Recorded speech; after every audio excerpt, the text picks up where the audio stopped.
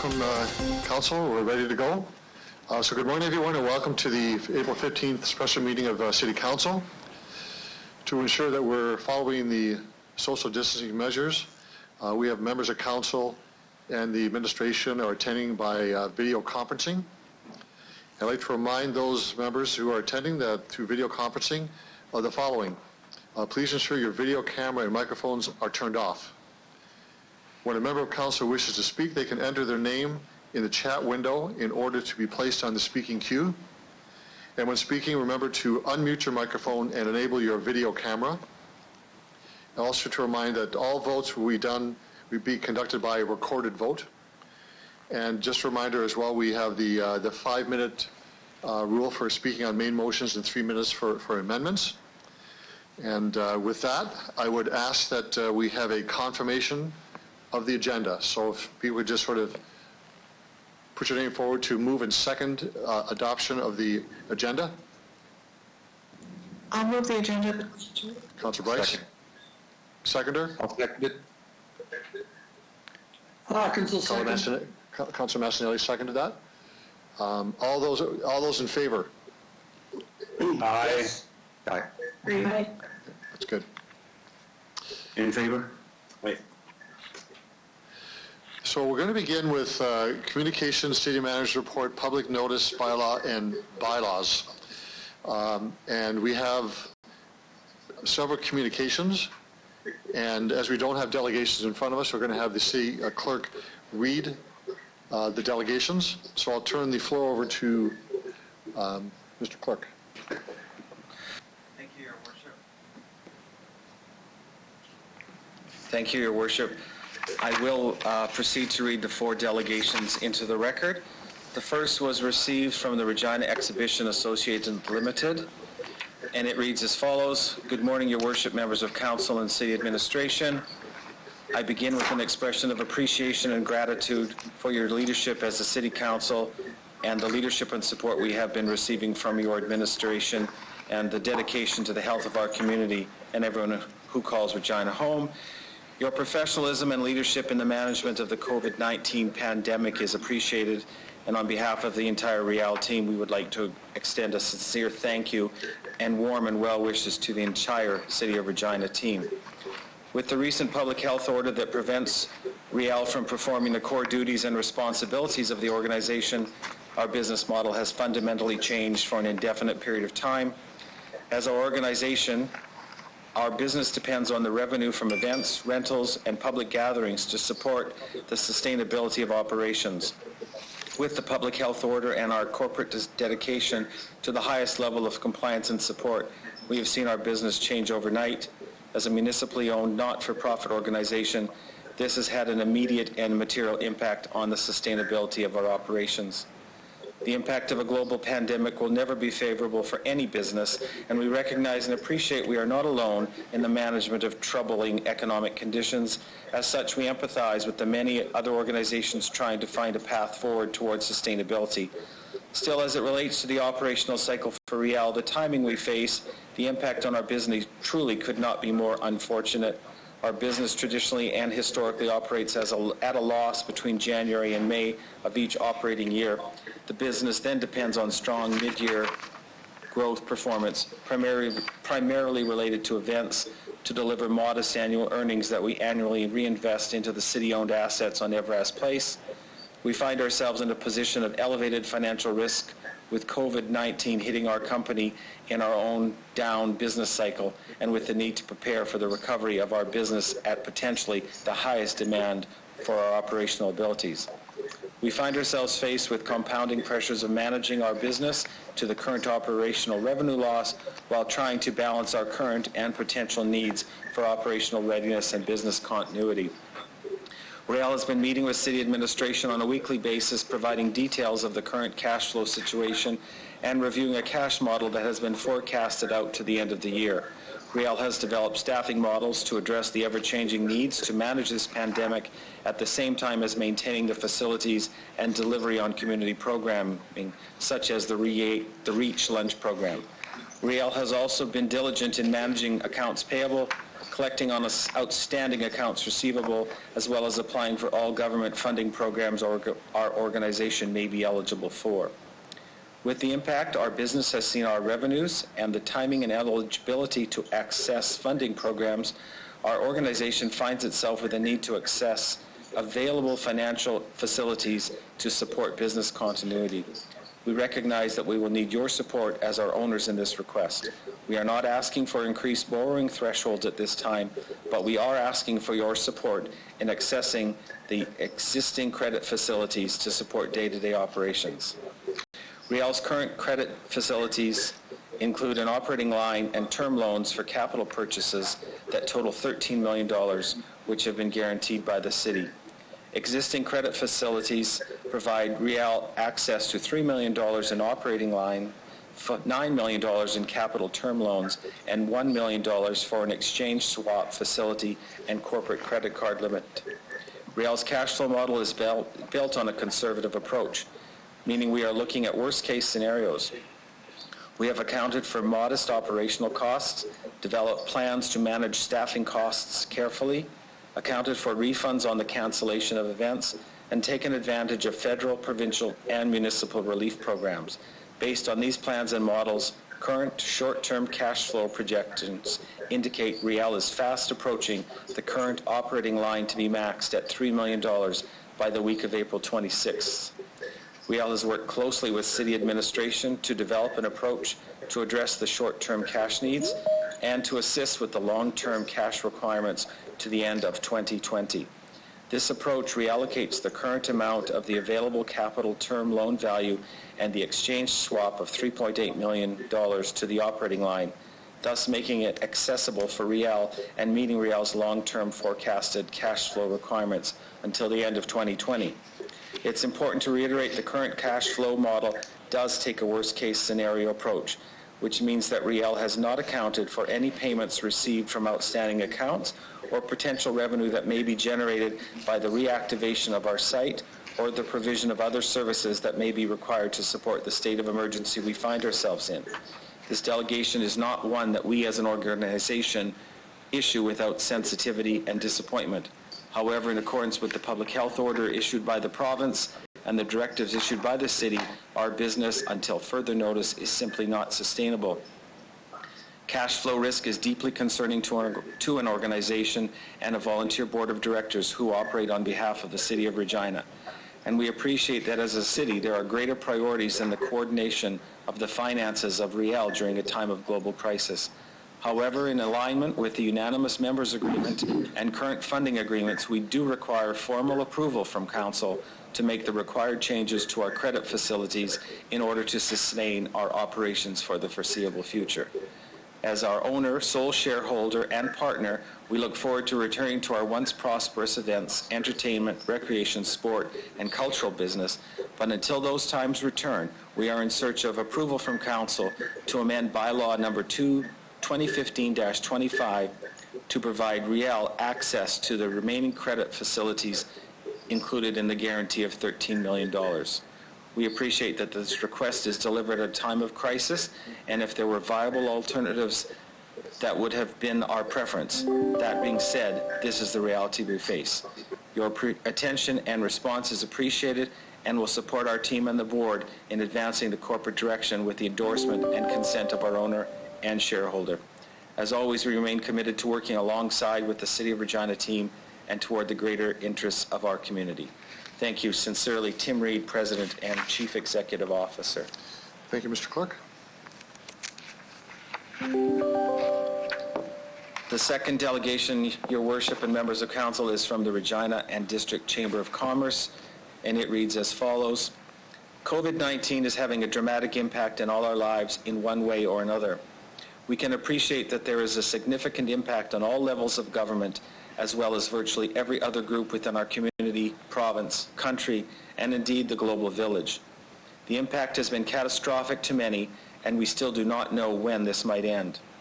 Property tax is the most regressive tax being utilized by governments today. While it was an effective measurement of wealth long ago, it is not today. Property tax does not factor in ability to pay, which is contrary to more progressive forms of taxation like income and sales taxes.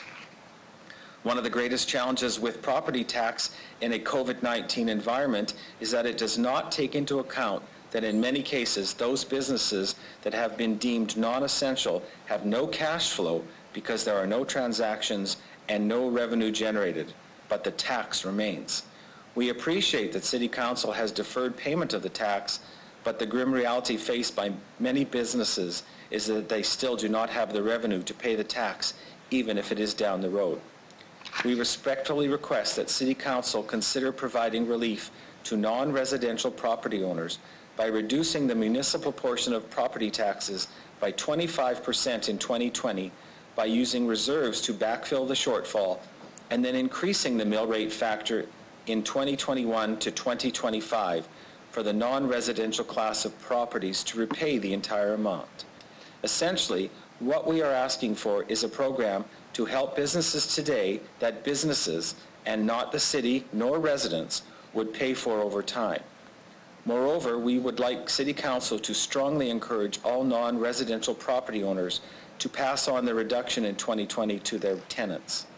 We arrived at the 25% factor by estimating that the worst part of this crisis will be 90 days in duration, but we appreciate that it may be much longer, and there is perhaps even a glimmer of hope that it may be shorter. Thank you for this opportunity. Signed, John Hopkins, Chief Executive Officer. The third delegation request was received by 3 unions here at the City of Regina, and it reads, Members of Council, ATU 588, QP Local 21, and QP Local 7 are providing this joint submission to City Council regarding possible measures the City of Regina, at the direction of City Council, are considering at today's meeting. As unions, we represent the City of Regina employees from transit, outside workers, and inside workers. This range includes transit drivers, mechanics, customer service representatives, equipment operators, building officials, recreation and facilities workers, dispatchers, foresters, and pest control, administrative staff, and all of your frontline employees that are the face of the City of Regina.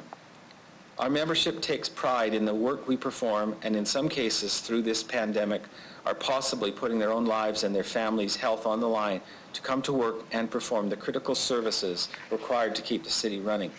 We commend the city in taking precautions to ensure our members that continue to work are doing so safely, and we will continue to work with management to ensure that the safety of our members is a priority.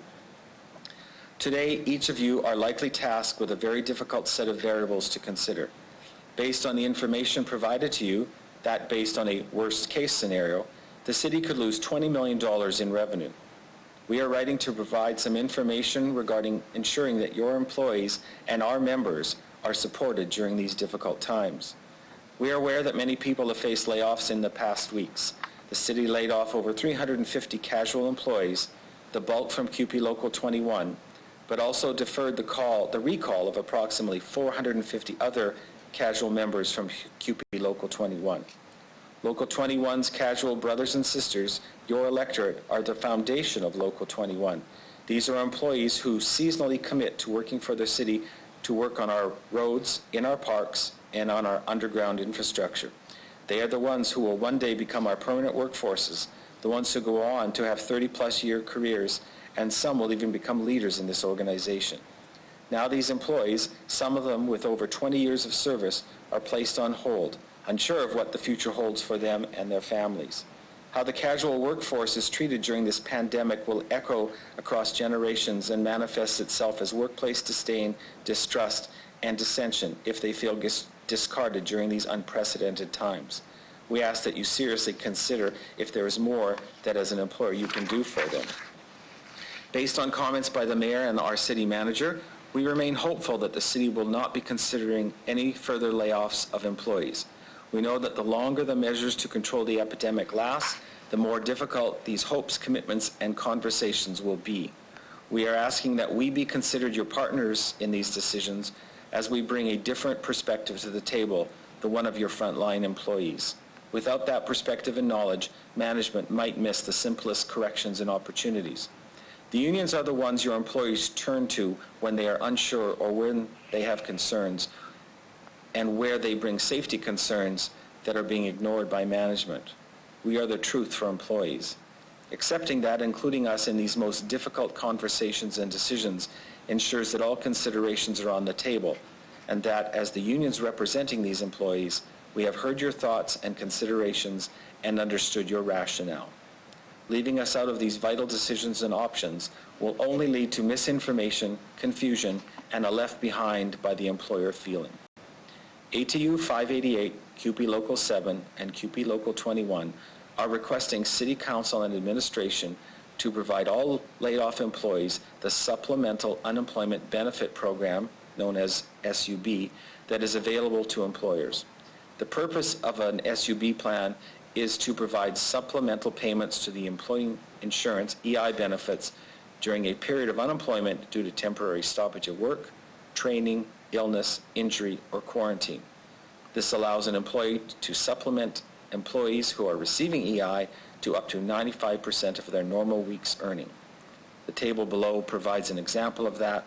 Just to be brief, it shows an employee's normal weekly earnings of $1,000 with other earnings of zero. If they receive 90% of their normal weekly earnings, they would receive $950. 573 of that would be a maximum EI payment, with the remaining 377 equating to the supplemental unemployment benefit. The cost of such a plan, or recalling staff safely, pales in comparison to the workplace efficiency we risk losing if a workplace feels like they are disposable or forgotten. These options provide financial security to your employees, as well as they lower the stress on already limited resources such as food banks. We implore you to look at your reserve funding to help our members in this time of great need and uncertainty. If a worldwide pandemic is not enough of a catalyst to access that funding, what is? While ATU has found that they are in a different position than their CUPE brothers and sisters, they understand that they could find themselves in a very similar position soon, and encourage City Council to seriously consider a SUB plan for all laid-off employees. This decision would be a signal to our membership and all your employees that they will be looked after if decisions regarding the service levels need to happen in areas like transit, parks, roadways, etc. At a time that some employees are putting their lives at risk for the citizens of this city, they deserve a commitment from their employer that their income will be secure in the event layoffs occur. They have earned that peace of mind. We're all in this together as one city, one team. Our joint submission shows our commitment together with the City of Regina. The City of Regina cannot claim to be an employer of choice if we do not choose our employees first. This is a time the people of Regina require strong leadership. We trust you will make the appropriate decision. Signed by the respective presidents, Kevin Lucier of ATU 588, Laird Williamson of CUPE Local 21, and Rochelle Nixon of CUPE Local 7. The fourth and final delegation is received from Terry Sleva. Terry is with the local Regina group, the Regina Citizens Public Transit Coalition. She writes, "We used to get together once a month to discuss our transit issues. We have enjoyed working with city officials to come to positive solutions for a better City of Regina. Currently, our lives have become much more complicated, but we are looking forward to a new normal which will focus on the environment and using public transit in a better way. Thank you for providing essential transit services while waiving the fees due to the COVID-19 crisis. It is our intention to continue our efforts to request that the city provide free transit, but in incremental steps which have been outlined in the 2020 Transit Challenge that was sent to you separately. The crisis we are in has shown us that this is possible. Premier Moe announced today that he's considering relaxing restrictions next week with the COVID-19 pandemic. It has become a concern that employees such as cashiers at grocery stores who are essential are going to be transported in close quarters with other passengers on buses. This does not bode well for social distancing. We need more buses with fewer passengers on each in the foreseeable future. I realize that the city is envisioning savings with these system cuts, but the lives of people using public transit are being impacted negatively. Greater savings could be achieved through not subsidizing private vehicles. Regina citizens, and especially those who have a lower income, deserve a quality service, not piecemeal offerings.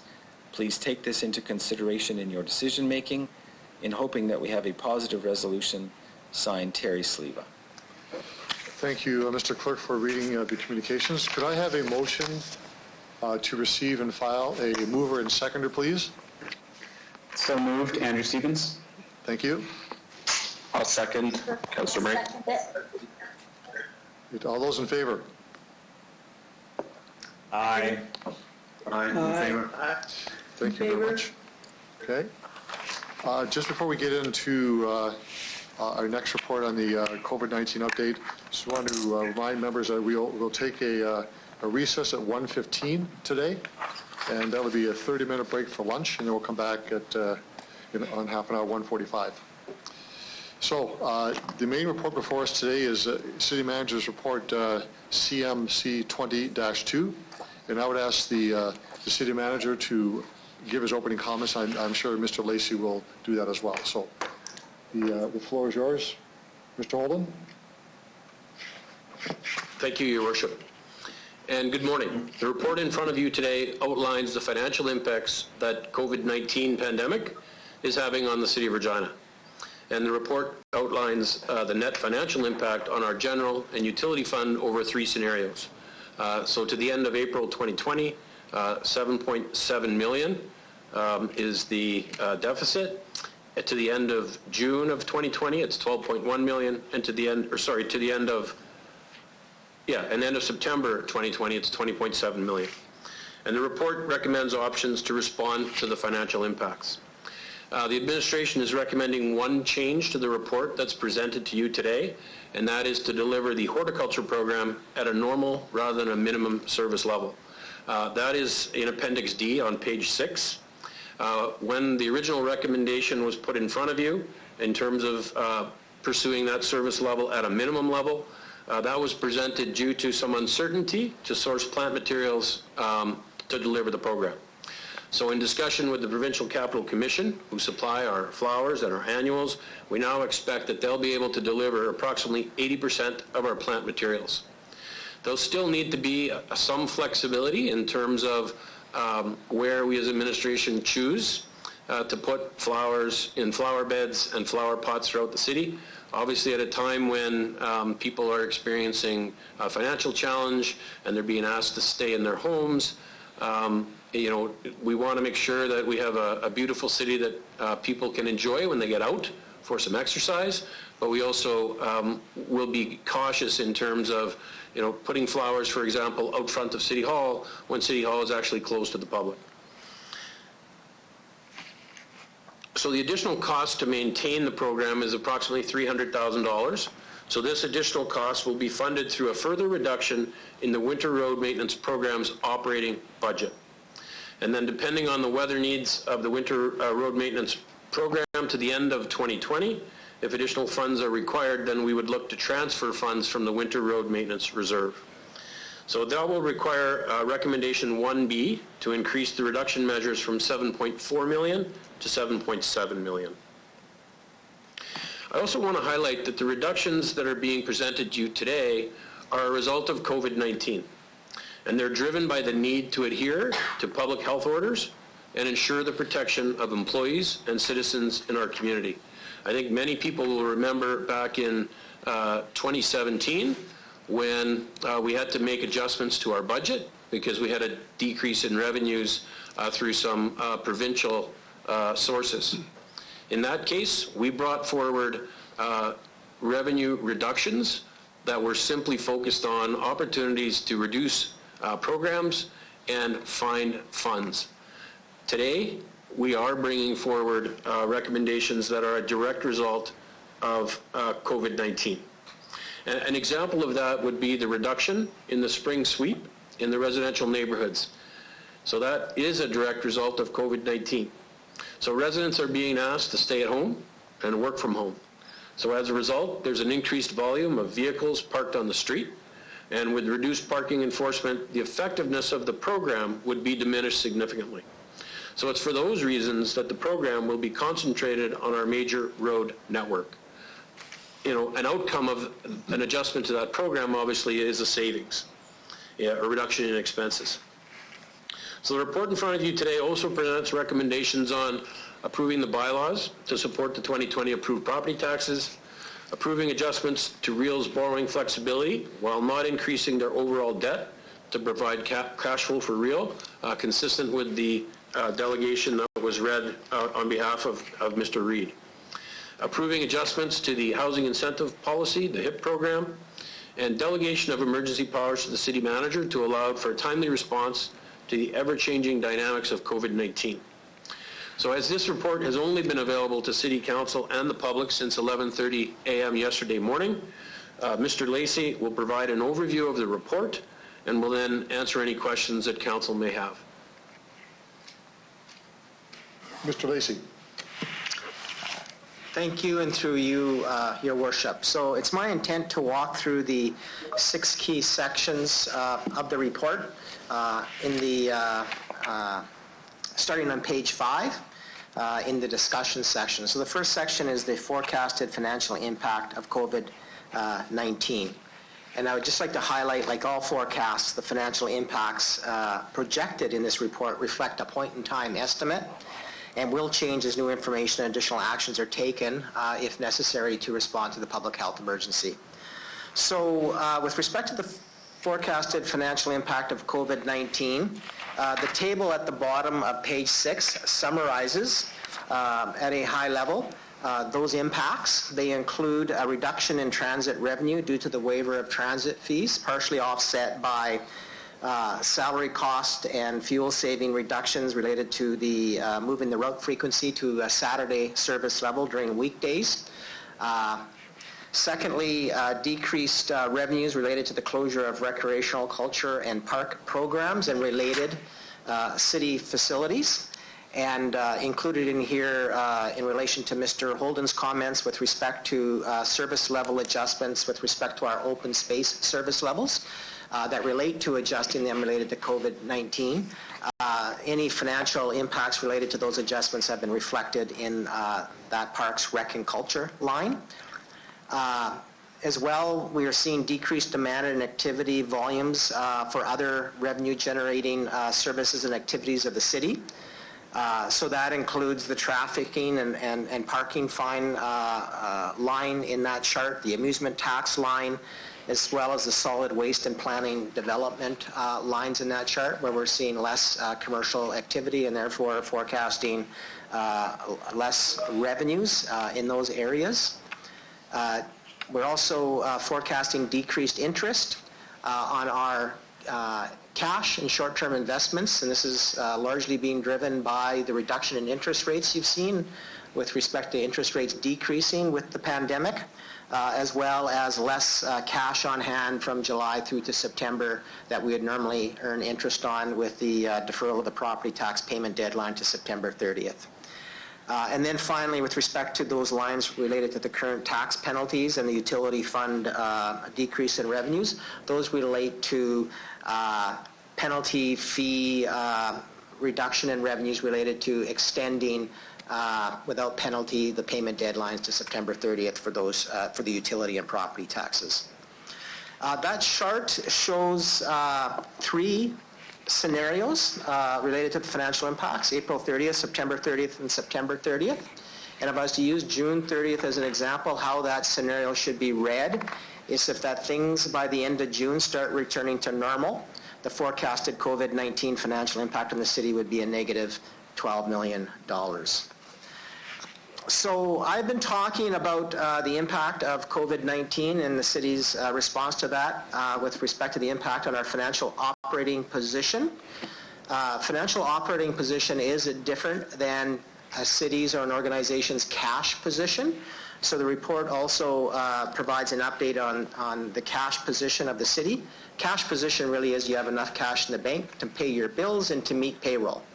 And so from that perspective, the city is in a relatively good cash position through to the end of September, largely driven by the fact that last year we cashed in some of our long-term investments and converted them to short-term.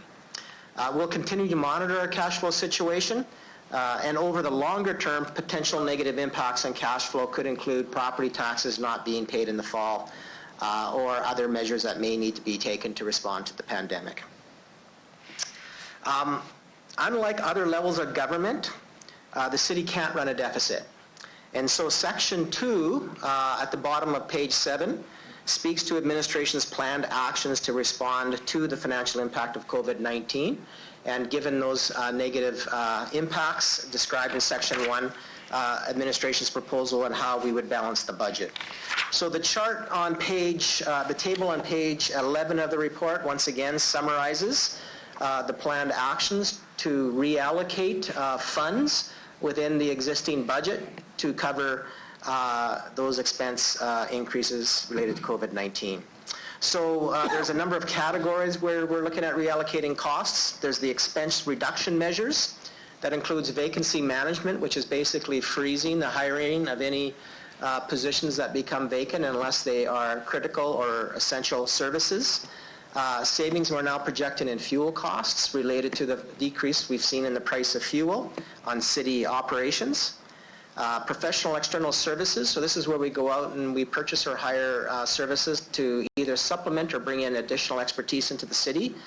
Our focus has been on the emergency management of COVID-19, so we're expecting there will be less ordinary work that will occur where we'll be contracting these services. So we've reduced the budget, and our intent is to live within that remaining budget by $800,000. As well, conferences and training.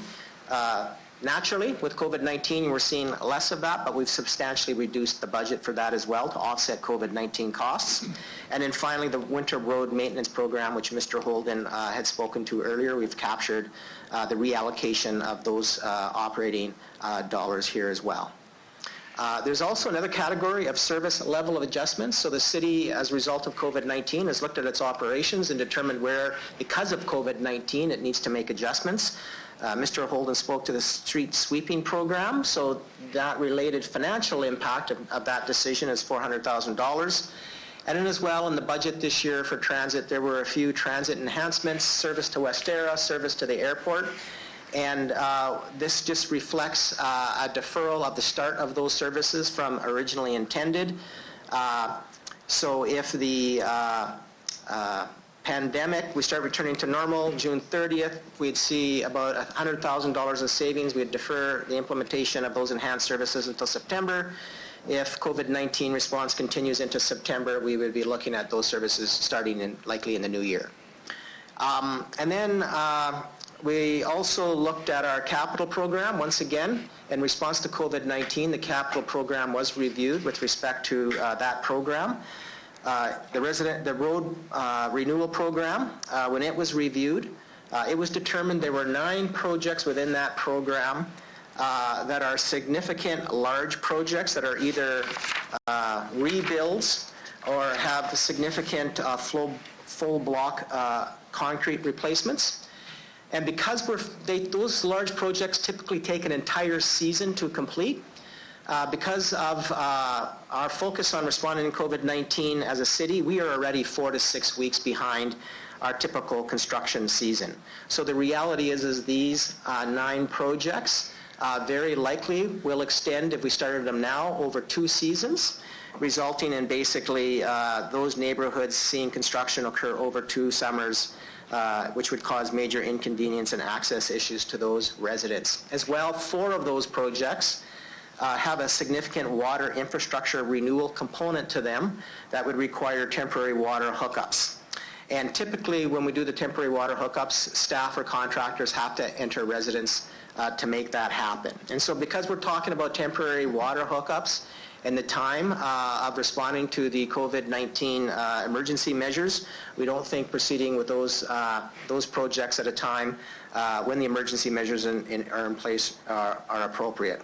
So essentially, regardless of COVID-19, where we're at with those projects, they would be deferred until next year regardless. So we have captured savings related to those projects in the table. Instead of carrying forward those dollars, if we need to use them to offset operating costs the recommendation is that we do so. If we don't require all of those dollars, they would be carried forward as carry forward capital dollars in the residential renewal program into next year. Very similar situation with the traffic infrastructure renewal capital budget. Once again, this relates to replating traffic infrastructure like street lights. Typically, a lot of this work is very specialized work where we see out-of-province contractors involved in this work, and once again, because of COVID-19, we don't see that type of travel happening to the same extent, and so are decreasing that by $500,000 and reallocating. And as well, $300,000 related to unallocated portion of the rec culture program.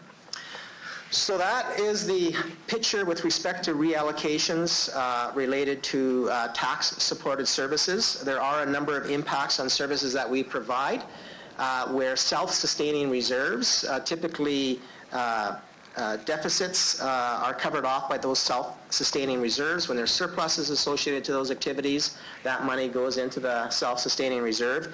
And so with respect to solid waste planning and sustainability and the utility reserve, those impacts of COVID-19 we're recommending be covered by those reserves. The third section in the report starts at the bottom of page 11. As Mr. Holden mentioned, this primarily relates to putting in place approval of the property tax bylaws that would allow property tax notices to go out later this spring. I would note that property taxes make up 55% of the city's general fund operating revenues, and so they are very important with respect to being able to continue on city operations, and they're very important with respect to ensuring the city has sufficient cash flow. The bylaws relate to approvals of the budget, of the city's operating budget approved by council in December, as well as the library budget, which council approved that in December as well. And it includes the education property tax rates as well, which the province approved recently as part of its provincial spring budget. And the mill rates related to the two bids, the downtown bid and the warehouse bid. Those two bids have asked for no increase in that mill rate, so it's the same mill rate as the previous year. The property tax section also includes a discussion on the tax collection agreements we have with other tax authorities. So for example, the province, the separate school board, the library, we collect the taxes on their behalf, and then through an agreement we have with them, we make payments to them based on the taxes that we have collected for them. Those payment schedules are based on a property tax deadline of June 30th. With the extension of the property tax deadline to September 30th, without changes to these agreements, the city would basically have to cash flow those tax payments to those other taxing authorities and would have to cover that until we collected taxes at the end of September. Those other taxing authorities and discussions with them are amenable to us amending our payment agreements with them so that we can align this year's property tax collection schedule with those payments. And so the report is seeking delegated approval to amend those agreements. The fourth key section in the report relates to the Regina Exhibition Association, which is on page 13 of the report. We had a letter from the delegation read by the clerk here.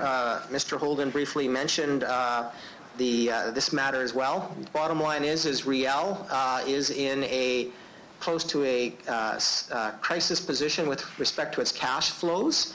By early May, it is expected that they would not have cash in place to make payroll and pay bills. So in working with Riel, Riel has suggested that their current debt limit of $13 million be restructured. There's about $3.8 million of room within that current debt limit that could be restructured to increase their line of credit by $3.8 million. In doing so, they would have sufficient cash flow to get them to the end of the year in a worst case scenario. And secondly, it would not impact the amount of previous borrowing approval approved by council of $13 million. The fifth key section in the report relates to the housing incentive program. And we have had a housing incentive program applicant request that we waive the occupancy permit requirement and advance funding before the projects are totally completed due to cash flow issues that developers are seeing with respect to a slowdown in the economy and delays in construction related to maintaining social distancing related to COVID-19. And so this amendment would assist local housing providers in continuing to develop new affordable rental housing. It's intended to be just through this emergency crisis time frame that we're currently in. Finally, the sixth section relates to delegation of emergency powers to the city manager.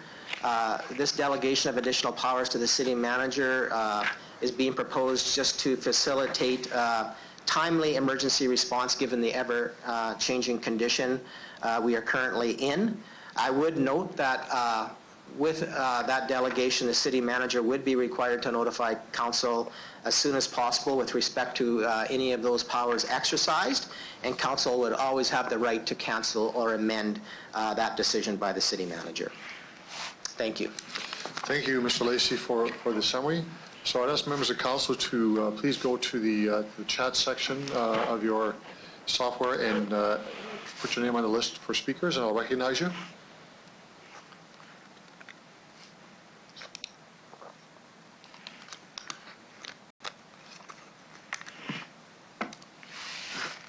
So speakers to the... So while people are thinking of the speaking order, if I can have a motion and a seconder to accept the recommendations.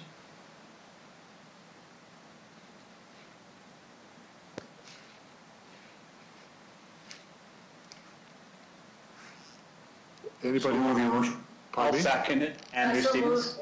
Andrew moves, and who second? I did, Lori. Lori, okay. Thank you very much for that. Okay, if just you want to put your name in on the chat section to be recognized to speak.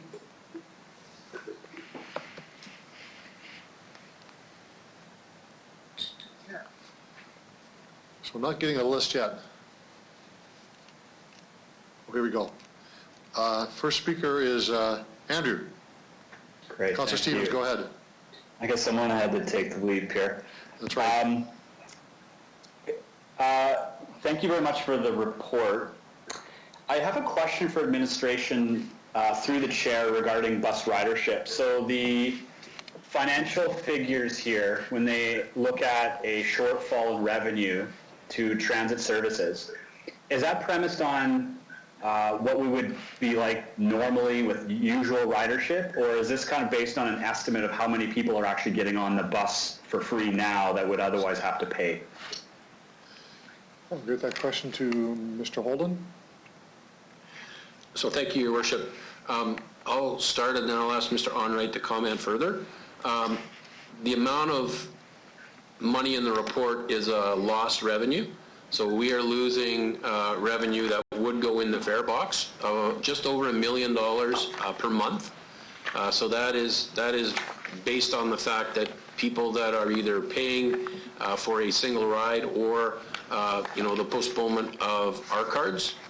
But I'll ask Mr. Onright just to give you an update on the ridership and the decrease in ridership to date. Mr. Onright. Thank you. Through your worship. So Mr. Holden is correct. I'll just adjust the numbers a little bit. So to your question, Councillor Stevens, it is pre-COVID. So our normal ridership before entered into the pandemic, that is what the numbers are based on. The actual revenue loss out of the fare box is in the neighborhood of $650,000 to $700,000 a month. The balance of the revenue loss comes from loss in charter service, school extras, and any normal charter service that we would be doing, and advertising lost revenue because we don't have the same number of fleet on the road. Perfect, thank you. Mr. Stevens? And Oh, sorry, continue, Mr. Onright, go ahead. maybe just that. Our ridership currently is running, we are down about 85% from normal ridership today, and approximately 90% on paratransit. Okay, thank you. Councillor Stevens? Yes, through the chair. Another question about ridership, or sorry, about transit. We're going to defer the on-demand app platform that we were going to unveil for Route 10. Would that not introduce savings? So in other words, is it worth investing in that on-demand system and then clawing back some of the actual frequency based on need on these particular routes? Mr. Onright? Through your worship. So the decision to delay this was in conversation with Saskatoon and with the company that's actually doing the work. It was felt that at this point in time, to get the full benefit of the trial, which we don't know whether or not there will be cost savings, that's what the trial will tell us. It was better to be deferred until we can put full resources and effort, and that includes the company supporting or doing the work for the trial. They also have had a challenge through COVID-19. Councillor Stevens? Of course. Yes, thank you. A question regarding, my final question about transit. Has any consideration been given to installing protective shields for the drivers that would benefit them now and perhaps let us go back to the usual charging of bus fares? So for instance, the concern was exposure to the public. If we installed safety shields, which would be good for now and in the future, could that perhaps address driver safety as well as revenue? Through the chair. Mr. Onright? Through your worship. Yes, that's a really good point. Mr. Bells and his team, along with myself, have been in discussion about driver shields. We will be looking at costing that program to do the installation and cost the material, and then we'll see what availability looks like. But we definitely have acknowledged that would have, in a situation like this, helped us through this in terms of operator safety. Okay, thank you. Through the chair, I have some concerns about the clawing back of street sweeping, not just for aesthetics, but the concerns in the past. One, many of the streets, it snowed and we weren't able to actually complete much of the street sweeping after the leaves fell. Are we not putting ourselves at risk in terms of clogged sewer drains and other infrastructure if we defer on the side streets? If you take a quick glance at Lakeview, Cathedral, Heritage, and other older communities with trees, it's actually quite atrocious, and I worry that those side streets will actually become a bigger issue. Has there been consideration of this factor in the clawback of this service? Through the chair. Mr. Holden? So through your worship, yes, Kim Monright, Chris Warren, and the team have looked at the impacts of scaling back the street sweep. You raise a point in terms of the effectiveness of our fall sweep when we receive snow early.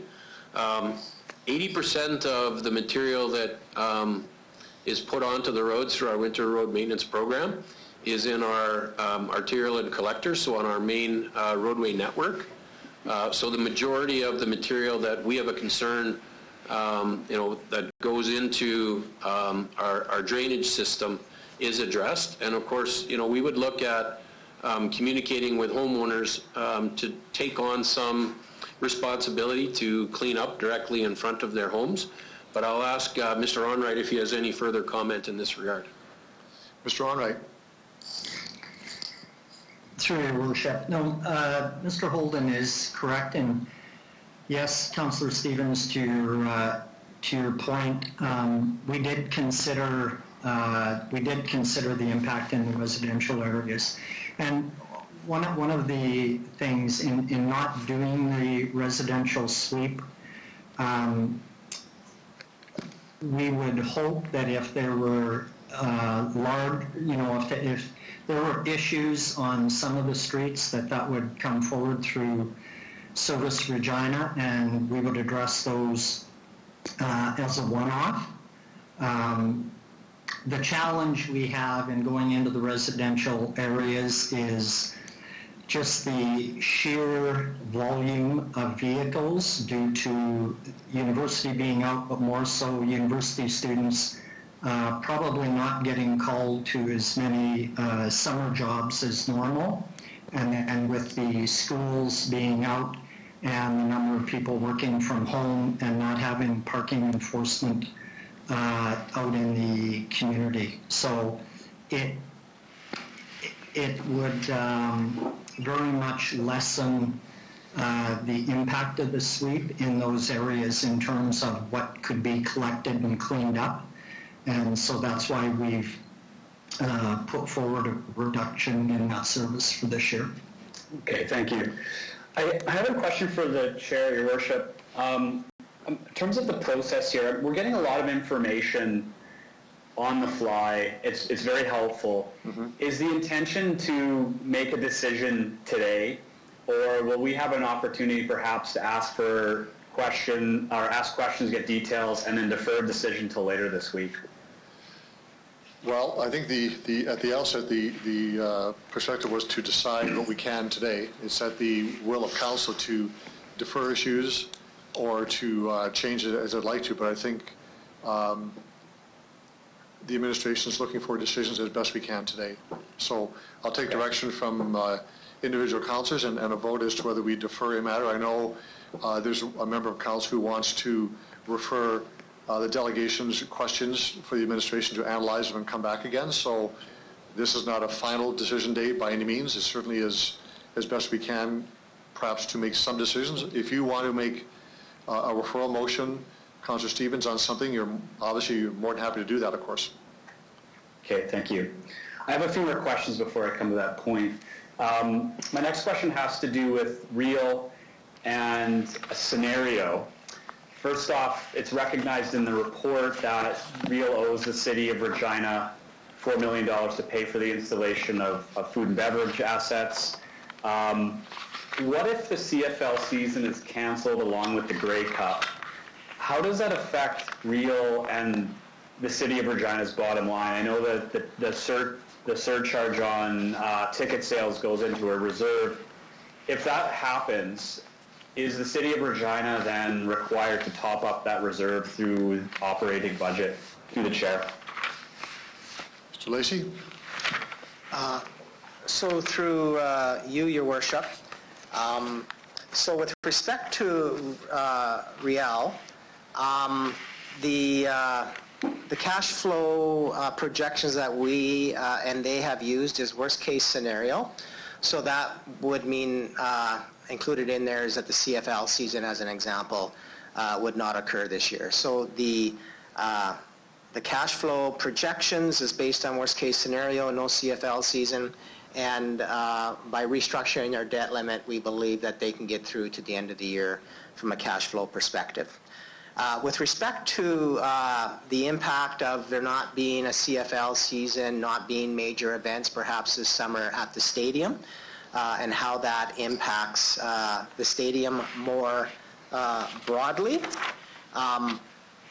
there is a financial impact. You mentioned one, obviously, is the seat levy on major events. And as well, there's potentially lease revenues associated with the stadium as well that are at risk. So, there is a potential that the impact could be in the range of probably $5 million to $7 million, depending on what we see happen. As you are aware, the stadium overall is.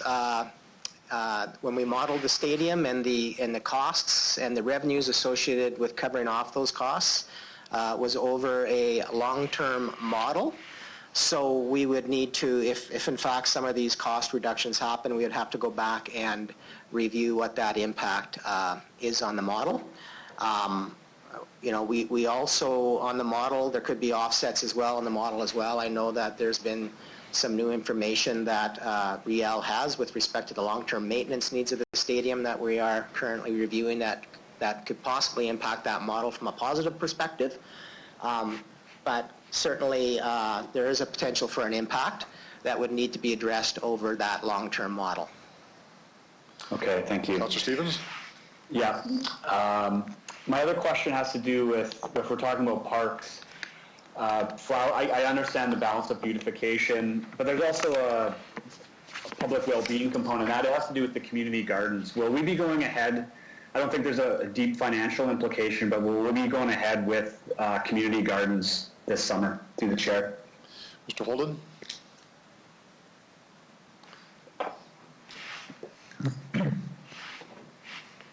Thank you. Through your worship. There are conversations that Ms. Harlock and her team are having right now in terms of looking at how we can allow the community gardens to move forward. Obviously, there are public health order conditions that we would have to ensure we're complied with. So there is conversation. We're looking at potentially even either our bylaw staff or through some reassignment. If we were to move forward, we would then have some staff that would monitor and make sure that any conditions that were required in terms of social distancing and contact would be strictly enforced. But I'll ask Ms. Harlock just to give an update. Those are the conversations that we were having as an executive team yesterday. Ms. Harlock? Through you, Your Worship, that is correct. We will be putting a plan together, making sure that we are meeting the provincial health order to allow for this opportunity. So we will be communicating with the different associations that manage the gardens, making sure that signage is put forward and making sure that, as Mr. Holden said, monitoring and communications are also clear to people that would be able to use the gardens. We'd also have sign-up sheets so that we would only have limited amount of people coming to those sites to do gardening. So we will hopefully in the next few weeks have all of those details ironed out, and we'll be sharing them with our different associations. Okay, thank you. Councillor Stevens? Yes, thank you. One of the delegation reports hinted at, from the QP and ATU local, the consequences from an employment relations standpoint. Is there a costing that's been done regarding making available the supplemental unemployment benefit program? I might put this in terms of a referral motion to get more information. What would the cost be, and what would the implications be in the short and the long term for the employees that we're actually not calling back? Mr. Holden? So through your worship, the delegation submission that was read to you today was received by administration this morning as well. So I think it's really important to highlight that all of city employees are critical to how the city's responding, to provide services in the community. And, transit operators, people in our roadways area, our sewer water area, every single employee is critical to the delivery of services. So we've done some preliminary costing, and it all depends on the percentage of subsidy that would be provided. It depends on whether or not it applies to casual employees, and permanent employees, and of course, the extent of going up to 12 weeks. So, that range, depending on whether it's 65%, 80%, or 95%, fluctuate quite greatly. So, I could throw numbers out on the floor today, but really it is a takeaway that we would need to do some further evaluation of and bring that in another report to council, because it has significant financial impacts. The other piece that is really important is that municipalities across the country are dealing with this issue.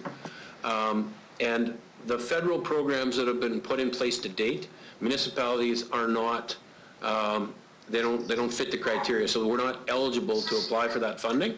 So there is conversations to say, you need to provide some level of support to municipalities, and that would then change, I think, our ability to look at the subsidy and consider the subsidy. So I think that makes sense to be referred back to the administration, and then we would bring a report back that deals with this particular issue in greater detail. Councillor Stevens, before we go any further, just one point. Councillor Massanelli has given notice of a motion, which is going to be on the screen when he speaks, that's going to ask for a referral of this issue along with all the other delegations as well, to get a response back on that and evaluation. So I'm not sure if that helps you at all, but that's sort of the intent. We'd have a motion coming up when Councillor Massanelli speaks. I'll leave it at that. Thank you very much, Your Worship. Okay. Are you finished, Councillor Stevens? Yes. Okay, thank you very much. I believe Councillor Bresciani, you're next.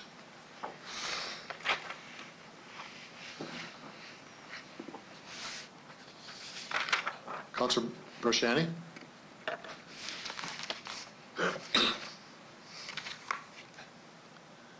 Okay. Any other speak? Councillor Bresciani? Yeah, thank you. Okay. Your Worship. Go right ahead. So I do have a couple of questions. Can you hear me okay? Yes. Okay, thank you. So I do have a couple of questions. Also, Councillor Stevens has raised a few of my points as well. But I do share the same concern with the street sweep in the fact that, especially in areas where we've got new development, such in my ward, that there is many times lots of mud and dirt and everything that has, I guess, through the development season. My residents look forward to having the street sweep move forward. But I know when we had spoken before how important this was, when we talked about the whole drainage system and clogging the system, and I heard Mr. Onrait's response, but there's a bigger picture, and I think that's keeping our streets clean, and it's our community clean, which is, I think, very important during this time of pandemic. So that's something that is a concern. The other one was the open space, and I guess, when we talk about flower pots, I want to get clarity. Are you saying just at City Hall, or is this in general, the flowers around the whole city, those pots, we wouldn't be doing flower pots this year, through the chair? Mr. Holden. So through your worship, so the adjustment to the recommendation that I referenced at the start of the meeting was to move to a normal service delivery for flower beds and flower pots throughout the city. The Provincial Capital Commission can supply us with about 80% approximately of our plant material requirements. So we would then put flower pots throughout the city. We would look at some of our parks, obviously, and plant in flower beds. There are still a few locations where we would use discretion in terms of if Mosaic Stadium, for example, is not open to the public, it doesn't make sense to have flower pots planted directly in front of Mosaic Stadium, or the flower beds in front of City Hall if it's an area that's actually closed to the public. So it's that balance of we want to make sure that we have beautification within the community. People are being asked to restrict the time that they spend in parks, but we can make sure that the time they do spend in parks for physical exercise, etc., that they get to experience a city and experience the flowers that they would in a normal year. So this would be making sure that we have flower beds and flower pots throughout the entire city. Councillor Bresciani? Thank you. I guess the question I have is, now if I wanted to say about the street sweep, but I want to keep it in there, would I have to bring an amendment forward, Your Worship, to do that, or? Yes. Okay. You need a movement and a seconder? Okay.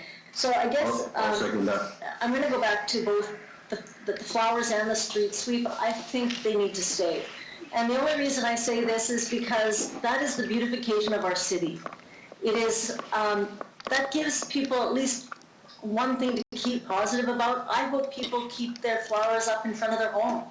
I would hope that City Hall would keep their flowers up, and to kind of give that whole breath of, we're not a dying city. Flowers bring joy to a lot of people. Seniors, look out their windows. So I would like to see that stay. I think we've got bigger things that we can take out rather than the street sweep and the flower. So I'd like to add those, but Sorry, Councilor Bershani, are you just on a point of order, are you moving a motion now, or are you speaking and then have the motion later? What process do you want to follow? I guess this is what I want to know. So the other point that I do have to make before I answer that, and you can tell me which way is the best, is a list that I've asked for when we discussed this, about kind of what are the category 1, 2, and 3. So we can kind of look at the whole list collectively and say, okay, well, this is important and this isn't. I feel that we're making a knee-jerk decision by just looking and just saying, okay, this is what it is. But I don't even know what the other items that could be off the table or on the table. Does that make sense, Worship? We'll ask Mr. Holden to answer the question. Mr. Holden. So thank you, Worship. I'm just going to ask Councillor Bershani for a little more clarity about what she's looking for. Councilor Bershani, can you just clarify what you're looking for? Okay, so, yeah, through the chair. So I'm talking about the street sweep, I'm talking about the flower pots, that kind of thing, but I'm also talking in general, like these are two that I want to see come back in. But there's also a bigger list that when the report came to us, it was a category. It was done in category 1, 2, and 3. I had asked for a list that council could see what is the priority. So we can see, well, they're taking out the potted plants, the street sweep for the open space, that kind of thing, the winter road maintenance. They're taking those things out, but what are they going against is what I'm asking. Like, what is being left in those, I guess it'd be category 1 that is deemed essential to stay in. So my question is, are you, is there going to be a list provided, and would that come back if we tabled this to, say, a meeting for Friday, because I've got other things that I'd like to see come back? Could that come back with that list? And then, of course, we would see street sweep and open spaces still on that list. Through the chair. Mr. Holden. So thank you, and through your worship. So the first point is that the horticulture program, the flower beds, the flower pots is included.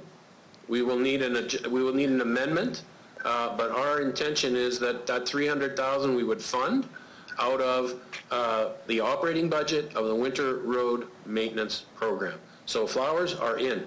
The only decisions we would have to make is we only have 80% potentially of the plant material.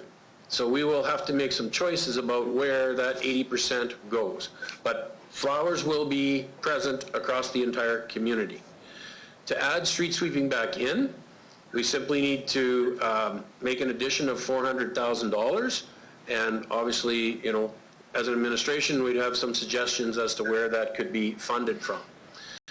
The conversation that we had around Category 1, Category 2, Category 3 were classifications of construction projects within our capital construction program. Appendix I has 9 projects that have been identified as projects that, given that we are at this current point in time, in terms of planning and tendering, that these projects are projects that, first of all, are entire rebuilds. So we are doing, in some instances, we're doing underground utility work, we're doing curb and gutter replacement, and road surface replacement. So if we were to start those today, we would not be able to complete them, and we would disrupt those communities over 2 summers. The other piece is that these projects all require water service connections. And we, at a time when we're saying that we're trying to protect safety of our staff and protect safety of the public, we don't want to move forward with these projects because they will require entry into people's homes to secure that type of infrastructure. So these are the projects that, moving away from the category, these projects total $6.4 million. These are the projects the administration will not move forward with in this year. These will be carried forward and be considered as a part of our 2021 capital construction program. I would, I think, caution council to get too much into detailed lists of initiatives.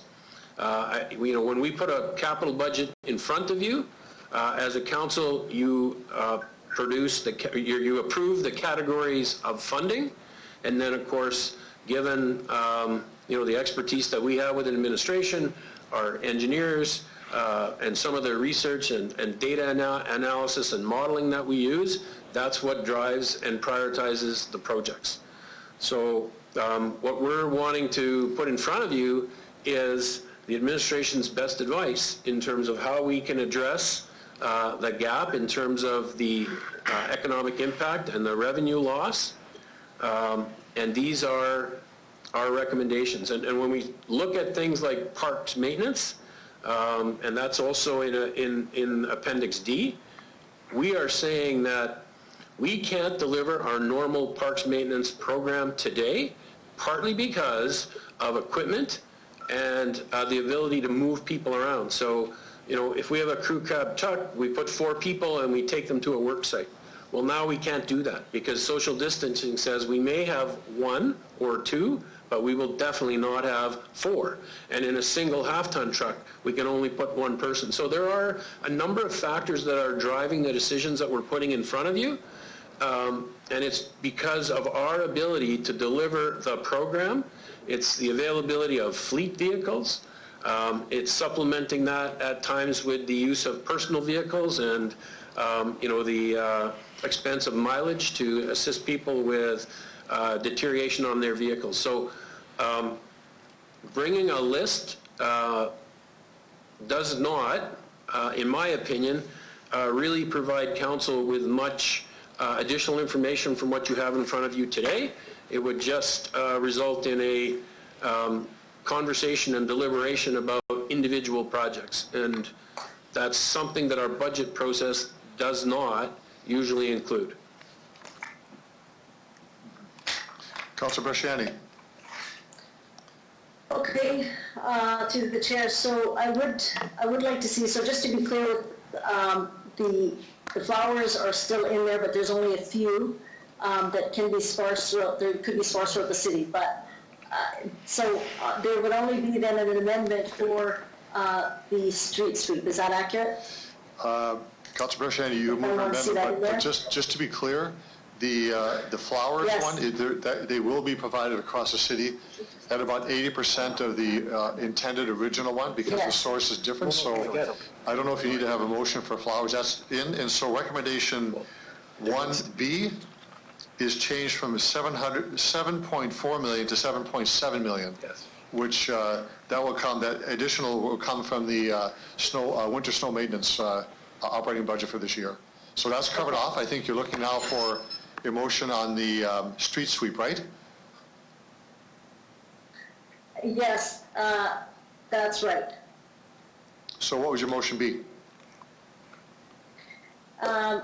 So if I could just ask, I guess that we be brought back for a funding source for the sweep to be brought back either to a future council meeting, if we could, if that needs to be, or can administration, did I hear them say they could actually find it within the budget themselves, or do they want it to come back to another council meeting? If you could ask the city mayor. I don't want to direct your motion, Councilor Bresciani, but you could easily say to reinstate the sweep for this year and come from reserves and let the administration find that source. That would be, we could make the decision today on that basis. Sure. And then we could just move forward and as opposed to come back. So Councilor Bresciani moves an amendment to reinstate the street sweep program. I have a seconder, please. Andrew Stevens? Second. Councillor Stevens seconds that. So I'd ask for speakers on the amendment, and I'd ask that, because we've got my list on the chat side, I don't want to disrupt that. I'm just going to ask us to be a bit gentle and sort of just saying over your microphone whether you want to speak to the amendment. And this is to reinstate the spring street sweep program for 2020, and that this be allocated or funded through use of reserves, and let the administration decide what that is, which one that would be. So speakers to the amendment. Bob, I'd like to be on the list.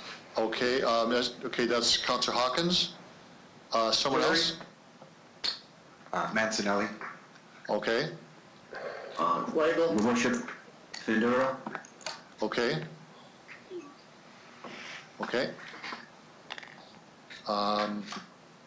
Weigel, you got? I do, yes. Okay, thanks. Okay, so I'm going to give, just to get my clock started, you have 3 minutes on the amendment, and I'm going to start with Councillor Hawkins. Councillor Hawkins, the floor is yours. Thank you, Your Worship. I'm opposed to the amendment. I think it's important to have clean streets, but I also think that we have to be very careful about adding things into the recommendations without understanding where the budget line would come from. Whatever we add in, something else is going to give, or taxes are going to go up. I think it is possible, as was suggested, for residents to help us out here by cleaning the streets in front of their homes. I know on my street I've done that, and some other members of the street have done that as well. I think that would be useful. I also note that the major arterial roads will be swept and will be kept clean. So, I also want to mention the point that was made by the administration. There are more cars on the streets now. I question the effectiveness of the spring sweep street.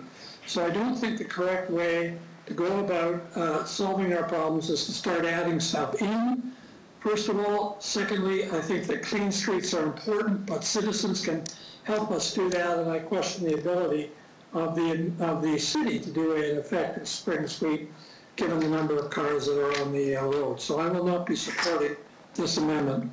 Okay, thank you, Councillor Hawkins. The next speaker to the amendment is Councillor Mancinelli. The floor is yours. Thank you. Through the chair, I don't have to speak much. I think Councillor Hawkins really captured my viewpoint as well, very eloquently. So I can't support the motion, although I do find it very well intended. And I wish we could do more, but we do have to draw lines. So there's more to come. Thank you. Thank you for that. Councillor Flagel. Thanks. No, I'm for this one because I think we're going back to the old days of 17 where we cut out flower beds, we did this, we did that, and everybody was up in arms about a lot of things. But this street sweeping thing, I mean, if you listen to what some of the residents are saying about stones and rocks flying on different roads and streets, and not everybody has time to go do what they got to do, because we also have to remember that we're hoping that people can be going back to work in the next month or two, and the cars will be back in parking lots. So that's a thing that I look at. But the beautification, and that's the buzzword that we've been using lately. I think we need to, and this is just one of the things, and I'll be talking about some other things. This is just one of the things that we need to let the residents know we're back in business, and we're going to clean up this city and make it look as good as it was before the COVID thing happened. And if we think about what happened in like last fall, how nice the city looked, because we had the water going, we had the parks going, we had everything going. We got to give these people a bit of a sense of hope. And a clean street is going to be something that's in front of everybody's house. Are we going to get to everybody ASAP? No. But I mean, we are usually right about now going to start looking at cleaning arterials and roadways, busier ones, and then getting into residentials in zone 1 through 7 or whatever the number is. So we got to remember that these people have been housebound and locked up for a couple of, going to be a couple of months, so we got to give them something to look forward to. And this is one small little piece that I think we should be going forward with. My opinion. Thanks. Thank you, Councillor Flagel. Councillor Fundura. Thank you, Your Worship. I'm definitely been looking at the street sweep. So I know there's a lot of different things that we need to look at. but at the same time, if you look at the neighborhoods, there's a lot of dust floating around here. You know, you've got individuals with, respiratory, and right now this thing is respiratory. So a lot of dust floating around, and our winds, when they pick up, they move a lot of things around the city. So we might be sweeping the main roads, like Victoria, Albert, and all that. But when the wind moves, it takes the stuff from the neighborhood and it tosses right back into the roads and ditches, into the arterial stuff. So yes, we can do that, but I believe that we need to do residential. It's very important, not just for the fact of one fact, clogging up the drains and things like that, but it's just the aesthetics of the neighborhood as well. Yes, you can ask individuals to clean, but not everyone will. And I do understand there's cars on the street, but one question in this one I would have is that how much of a difficulty would we have to? I know we put up signs, but have a little more detailed advertising to say we're going to do this sweep on this street or this area. Please, everyone, move your vehicle. Is that a more of a cost involved, or is that going to be difficult? So that would be one question, Your Worship. I think we have those signs that go on already, but I'll ask the administration for that. I'm on a council meeting conference call. I thought with my sister. So through Your Worship. On a point of order, Councillor Young, could you close your microphone off, please? She's there now. Your Worship. Councillor Young, just one moment. Councillor Young, could you close your microphone off? Okay, so I'll get I did. Okay, good. Councillor, so Mr. Holden, you want to answer the question from Councillor Findera? So through Your Worship, if council wants to reintroduce the spring sweep, then, through our communications area, we would do some additional advertising and communication with residents. Obviously, we would encourage people to get cars off the street as much as possible. We would encourage them to chat with their neighbors, share driveways, etc. So we would do some enhanced communication in terms of the conversation with residents. There would most likely be an increased cost to that, but I don't believe it would be significant enough that we would need to adjust our budgets. Councillor Findera? Thank you, Your Worship. So in that aspect, what Mr. Olin did mention about the big message out there that we work together. And this would be the one point about working together to get through this pandemic. And as neighborhoods, we could work together, like Mr. Olin did mention, use the driveways, help the neighbor, and that's what's important. This is a respiratory disease or that works on the lungs. And already we have individuals that are out there that are having difficulties, and we all look to the sweep. And my biggest thing would be is that winds move things around, and when the wind picks up from the residential, it's going to pick it out and just going to move it around. So we need to pick it up, redefine the city, but it's important, Your Worship. So I'm definitely in favor. And I mean, we could work this. Yes, the people are at home, but you know what? We're talking about cooperation. We're talking about working together. And this would be a testament to the citizens of Regina that, yes, we can work together and get this street swept in residential. And I do agree with Councillor Shen did mention about some of the construction area. Your 3 minutes are up, sorry. That's okay. That's okay. Thank you for that. Councillor Young, you're next. Councillor Young? Yes, Your Worship. Thank you. Street sweeping is something that I've received comments about from community associations since the report went out. One of the biggest problems that they have is that there's debris on the street and in the gutters from water breaks that have been fixed and other types of city work that's been done. So is that the type of thing that would be fixed with street sweeping as well? Mr. Holden? So through Your Worship, depending on the amount of debris on the street, if it's, construction debris that's left over from either a sewer repair or a water repair, that may, as for Mr. Onright's previous comment, require us to visit a site. The street sweeping program really removes the the general debris that has been deposited through winter road maintenance activities. But I'll just ask Mr. Onright to comment further. Mr. Onright. Through your worship, Mr. Holden is correct. If it's mounds of dirt or construction material, we would send somebody out to deal with that outside of the street sweeping program. Councillor Young? Yes, some of this is just dirt and gravel that's ended up in gutters and feeds then right into the drainage system, and that's what people are concerned about. So they would like to see street sweeping happen. Thank you, Councillor Young. Yeah. Any other speakers to the amendment?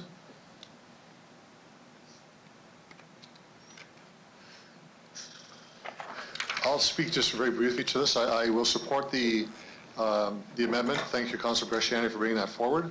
For all the reasons stated in terms of a clean city, the dust that's there in certain residential areas, that is typically an issue. And I see the issue of more cars on the road as actually people will be at home, they'll be more attentive and will actually remove their cars. Whereas during the day, they may leave a car on the street and they take a bus to work or whatever they may be. They're not at home to move those vehicles. So I see this not as an impediment, but when we advertise properly, we actually will get a greater uptake on that. So I support the amendment for all the reasons stated in my comments as well. Councillor Bresciani, do you want to close debate on the amendment? No, I don't. No, I don't. That's fine. But they still have more to say after this. Thank you. Oh, for sure. You have about 2 minutes left on your time. So with that, I'll ask the clerk to do the roll call on the amendment. Mr. Clerk. Thank you, Your Worship. With respect to the amendment on the floor to reinstate the Spring Street program, Councillor Bresciani, as the mover of the amendment, I will start with you. In support. Councillor Young. In favor? Councillor Hawkins. Opposed? Councillor Stevens. In favor. Councillor Findura. In favor. Councillor Murray. In favor. Councillor Bryce. In favor. Councillor O'Donnell. Opposed. Councillor Mancinelli. Opposed. Councillor Flagel. In favor. Mayor Fougere. I vote yes. There's 8 in favor, 3 against. The amendment is approved. Motion is adopted. Thank you, Mr. Clerk. Councillor Bresciani, you have 2 minutes left on your time. Okay, thank you. I guess I want to make a point that with what has come back with it from administration, I guess the concern I have and what I've heard from the few residents that have seen this is people don't want to see a cut in services. They really want us to look at what is considered a non-essential capital project. So that's why I've spoken about the non-essential projects. What can we do rather than taking away services from the residents of Regina? The comment that I hear all the time is our taxes are going up, but we are seeing less services. When we implement things like this, we are going to be hearing, and because it is, less services. Services are being reduced. So my question to administration is, again, I'd like to ask that there be a list for council to see that we can actually, coming from an administration, that what is a non-essential capital projects that are on the books for this year that we are to consider. Because I'm not interested in taking away services from the city residents of Regina. I want to look at our capital projects that we can maybe, doesn't mean we're not going to do them, means we're going to defer them to next year. That would be my preference. So, Your Worship, I guess I'm asking for, my motion would be for a list of non-essential capital projects that can be brought to council. Councillor Bresciani, perhaps we could take this as an undertaking, the administration to do that, but I'll ask the city manager to comment on that. Mr. Holden. Thank you. Thank you, Your Worship. I think it's really important to focus on the fact that we are not taking services away. So a number, and the street sweeping decision has been made. A reduction in the service level to parks, for example, that's a reduction because of our ability to deliver our normal program. We're not taking services away. We are in unprecedented times, and there are some actions that we need to take to be able to adjust our programs to respect the public health orders. In terms of our capital projects, we have a 5-year capital plan that we put in front of council each and every year. All of the projects on the list are priority important work for the community. So in terms of saying what's essential, what's not essential, again, the approach that we have taken for the 9 projects that are listed in Appendix I are the projects that we are not in a position to tender, award, and begin construction and complete this season. So they will be capital carry-forward projects regardless. And then in light of the public health orders and the requirements around social distancing and protecting the health and safety of our employees and residents, those are the 9 projects. So if I bring a list that lists more capital projects, these are still the capital projects that the administration is saying we are not going to move forward with these this year. And a lot of it is because the resources that have been, that are required to do the engineering and the planning, both internal and external, have been dealing with, the COVID-19 in their own workplaces. And so it's, I just don't know that there's value in bringing a list, because the projects that are listed in Appendix I are the projects that will carry forward. They will become a priority in the 2021 construction season, and then we will have to collectively as administration and council look for the funding source to move those forward in 2021. Councilor Bresciani, you have about 20 seconds on your time. Thank you. To the chair, I understand that, but I am asking for a list in the fact that residents of Regina, I'll give you an example. This year we approved Regent Park. Does that move forward, or does that stay? Wascana Pool, the plans. Like, I think people want to know, what is the city of, where do these projects sit? Is that not fair to provide a list to see if that's something that we're looking at? Because I have to be able to answer those questions to the residents, my residents. So would that be something that is, so it's clear and transparent to the public, through the chair? Okay, your time is up, Councilor Bresciani, but I'll get the city manager to respond to this, and maybe we can come to some kind of a resolution to this. Mr. Holden, please. So through you, Your Worship, what I'm hearing Councilor Bresciani ask is the status of the overall capital plan that the City of Regina has. And the projects in our capital plan that are funded as a part of our 2020 construction program will all proceed. A number of the projects have different funding sources. These 9 projects are funded out of our current contributions to capital. So these are mill rate dollars that, for example, fund those 9 projects in Appendix I. So the projects around Regent Park, the planning, design, that work is moving forward. Wascana Pool, the planning, design, that work is moving forward. Maple Leaf Pool, that project is moving forward. So the capital construction program is proceeding, with the exception of what we have identified in this report. So we are not stopping capital construction other than the projects that we have identified. So citizens should take some confidence in the fact that we are going to continue to deliver on our capital program. That's important for a number of reasons. We need to keep our employees working. We need to keep the economy moving. And a number of those our projects are contracted out to local businesses. So that is the status. So only the projects that are recommended in this report today are the adjustments that we are recommending today to our capital program. Now, Other jurisdictions, Ontario has stopped capital construction. They're in a different situation in terms of the pandemic and how it's impacting their community.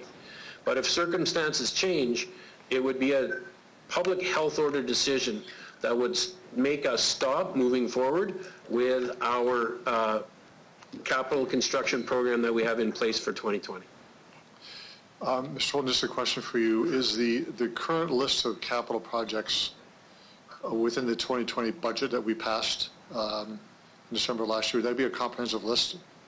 And that might be the list that Councilor Bresciani could look at? There may be some amendments, but that generally speaking would be our capital projects for 2020. Is that right? Through your worship, that's correct. Okay. Councilor Bresciani, does that help you?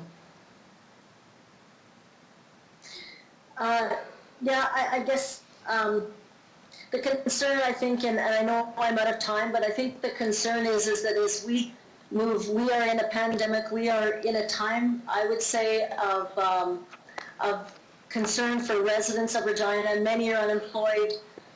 We have to do our due diligence to ensure to keep our mill rate low, and I understand running our city the best we can. But the concern I have is when we are looking at doing these, continuing with these capital projects, what does that mean for the next year in planning? So loss of jobs and the unemployment rate, and we know that small businesses are hanging on by a thread, that this is critical. And if we continue, where do we find the extra dollars when we've already okayed to these projects? And that's my concern. So I'll leave it there. Okay, thank you.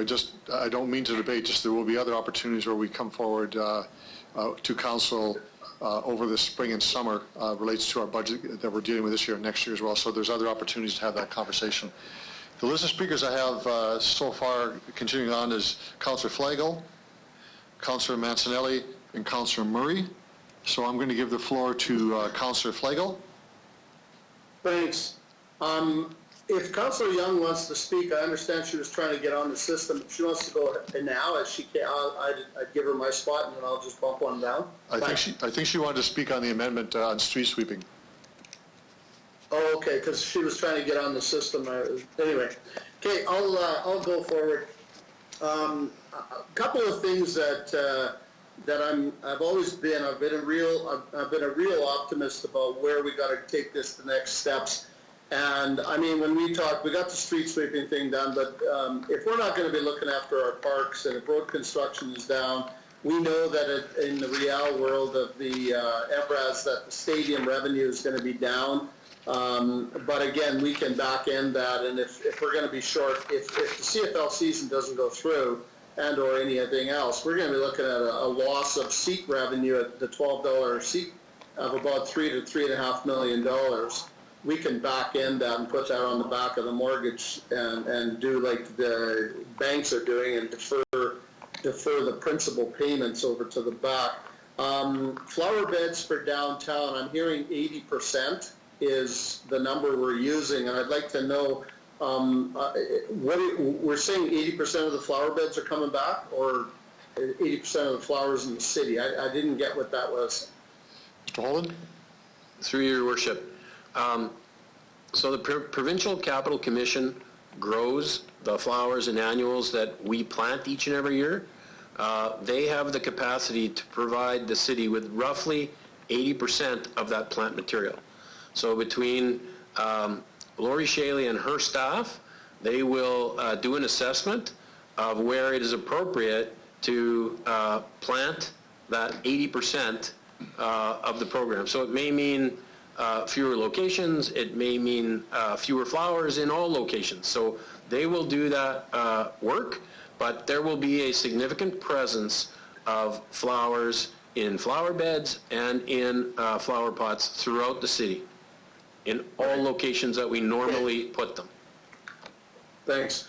The thing that I heard was that we're going to take money from the snow budget and offset that for whatever the tune was. So if we take the money out of the snow budget and in November and December we get like 8 blizzards and we're short, where are we going to get the money from then?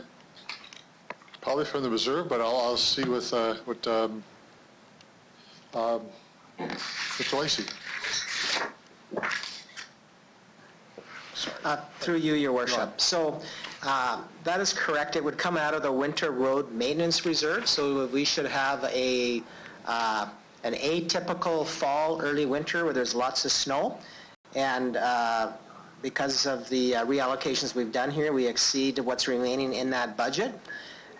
We would pull it from the Winter Road Maintenance Reserve, which currently is at its maximum balance of $2.1 million.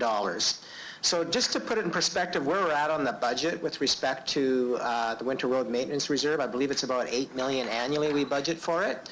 So through kind of the first half of winter, spring here, and with the reallocations we've talked about in this report, that takes up about half the budget, which leaves still half the budget for the fall program. And we believe that given what we've typically seen over the last number of years, that we should be okay. But the Winter Road Maintenance Reserve is there, should we need it. Okay, thanks. Through you, I was just, what is our, when we combine all of our reserves, what's our total reserve set up in the bank?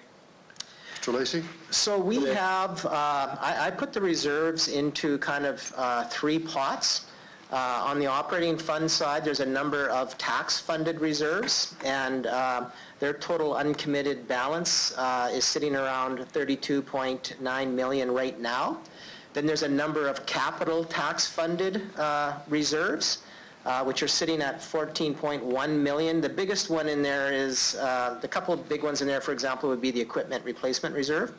And then we have a bunch of self-sustaining reserves, where those reserves basically go up or down depending on whether there's a revenue or loss with respect to what those reserves are attached to.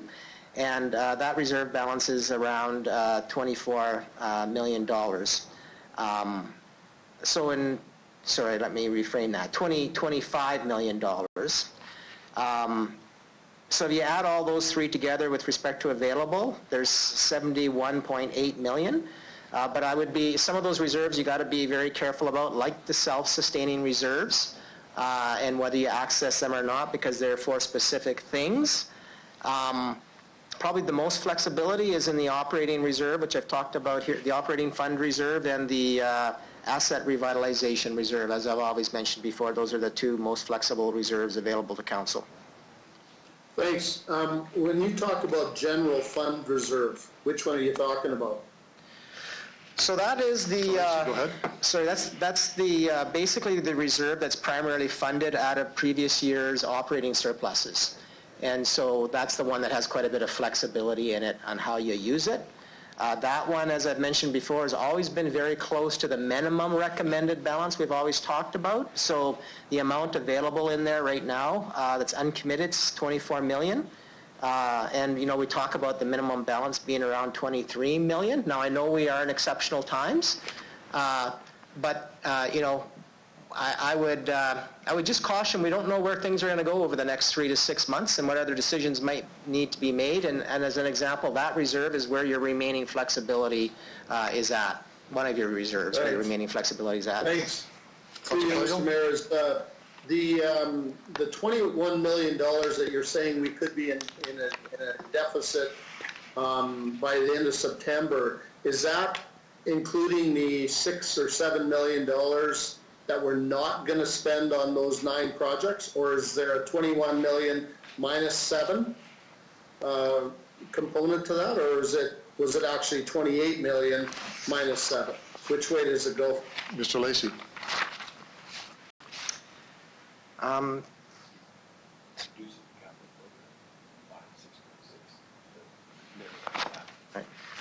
So through you, Your Worship, so I think the 20 million number was referenced, so that's the September scenario number.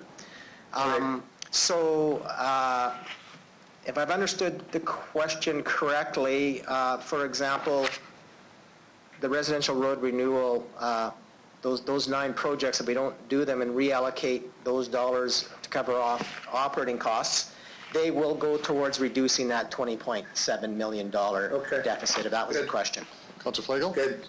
Thanks. A couple of other things, and I don't think we've started the test project of the waste recovery, and I think us right now spending $3.5 million on a test pilot when we're talking about a $20 million deficit because of COVID, I think is not what we need to be doing. Plus the fact that when that program gets going, it's going to cost us, I think, another $3 million or thereabouts, because the number I heard was a total of about $7 million to get the program up and running after the test project.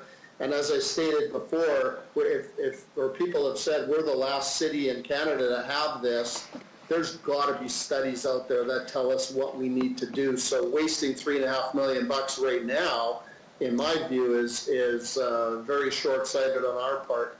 And I don't know if we can do that. And I shouldn't say I don't know if we can do that. I know we can do it if we get enough votes. But the problem I'm seeing with this whole waste thing is that, again, we're looking to go to the residents and spend $3.5 million on something that, you know what, in a year or two we're going to maybe bring in. I'd say we push that thing out of the way and reduce that 20 million down to, take that $3.5 million and put it on that 20 million, and now we're down to 16.5 million, less the 7 million. Now we're down to 9 million, and the COVID thing's not as big of a deficit as it's looking like it is for 20 million. And then to show stability to the citizens of Regina, I would suggest we take a $9 million take out of the reserves and the rainy day fund that we've got going, and it's pouring right now, you guys. And the rainy day fund is set up, and we all have them in our houses, and you know what? We use them to maybe fix the driveway the one time, and all of a sudden the driveway's good, and oh boy, now the roof is leaking. Now I got to do the shingles. Where am I going to get the money from? Oh, I guess we have to go get a line of credit. Everybody in the city of Regina realizes that type of spending, and every once in a while, and this is a once in a while, this is a big deal, we need to go after some of the money that the taxpayers have been putting into that reserve and use some of it to offset the costs so that we don't have to shorten the services of anything regardless. We have the funds, we have the cutbacks that we can do that are not going to take us away, and we can, you know, if we got to take 10 million out of reserves, by the sounds of it, and 3.5 out of the wastewater or the waste management study that we're doing, I think we need to do that. So those are my comments, and I'm going to Councillor Flagel, bring it forward in a little bit later, but for now I'll leave it like that, and I'll close off with that. You're finished. Okay, thank you for that. Councillor Massanelli, you're next. Thank you. I guess first I'd like to say that I thank administration for all its work. A lot of decisions to be made, and I agree with what they've put out there so far. I did have a motion to move. It was supposed to appear on screen when I started to speak, and I'd like to move that motion at this time. Okay, well, just get that. I'd start to make it up, but I'm best to wait till I can read it properly so there's no confusion. We're just going to pause this for a moment and put this on the screen.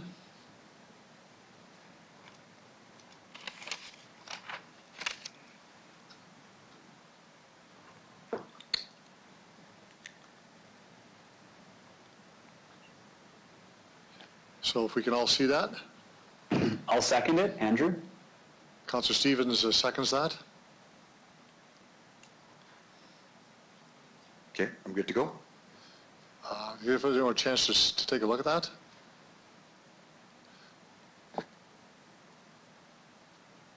I think there's 3, is there not? Is it just 2? Okay. Okay.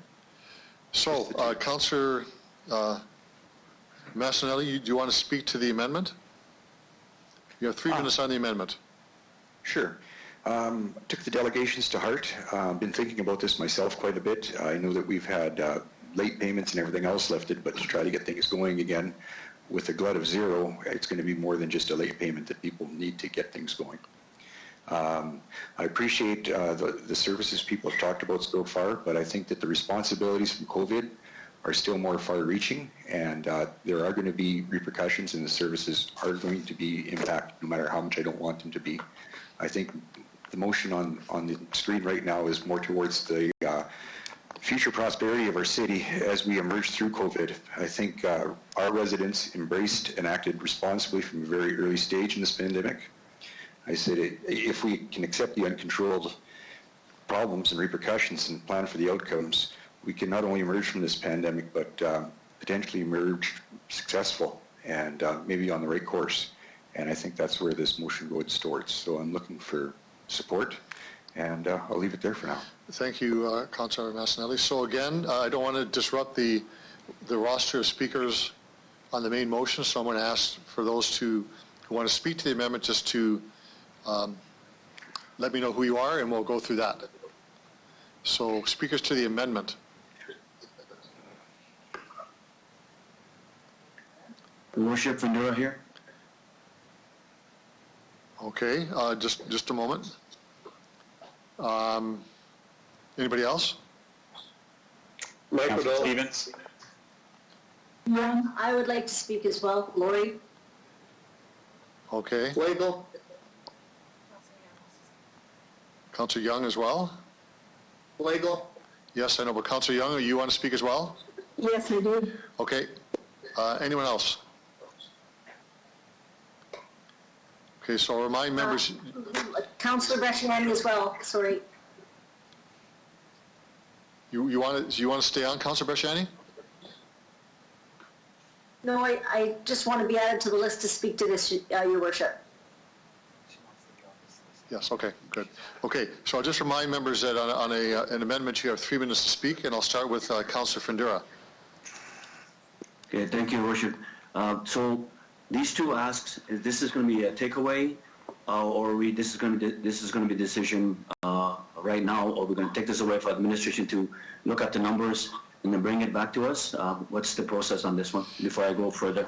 I think what the motion says is that there'll be a report providing an analysis. They'll come back to council, but there's no date yet on that one. But the intent is Okay.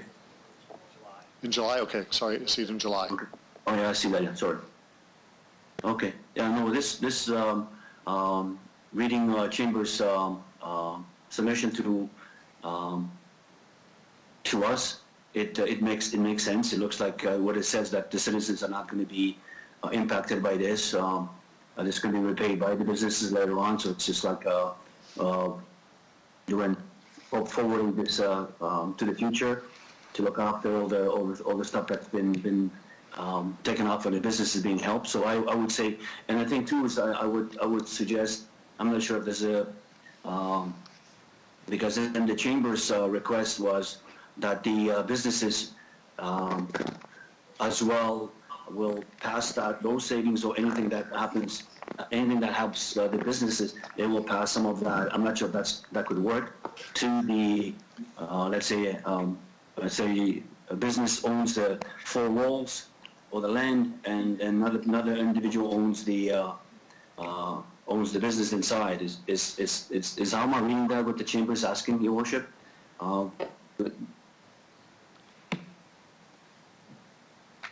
Can you repeat that, Councillor Fandura? What are you asking for?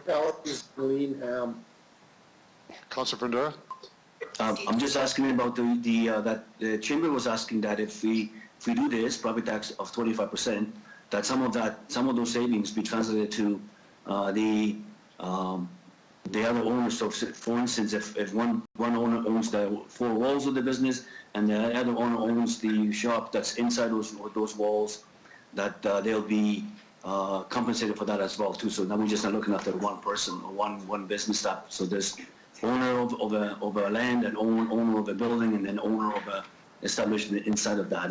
Would that summarize into this, or am I going too far? It's in this letter, in the Chamber's letter, that they would want the benefits of this relief to be passed on to tenants of the building. Okay, so I don't have to go any further than that. So yeah, no, I'm agreeing with that. And then with the unemployment subsidy, I would say that's something we need to look at, because we need to show our support into our working staff. City is built on that, and that's where the strength lies. Again, bringing back to we need to work together to come out of this. Coming out of this is going to be very difficult. Going in, we're not seeing what it is, but how we deal with it when we come out, that's going to be a show and tell of who we are as citizens of Regina, as people, to help each other, because we all have to either we all suffer or we don't. We can't just kind of manage. Well, I'm not suffering, so I don't really worry about it. So we all have to be in this together. So we all have to benefit, and we all have to lose. So I do agree with it. So thank you, Worship. Thank you, Councillor Fendura. Councillor Stevens? I support the call for additional research, but I have some questions for administration, and I certainly don't endorse the by itself the property tax reduction. Two questions. First, how much do we how much revenue do we bring in through commercial property taxes? Through the chair. Mr. Lacey.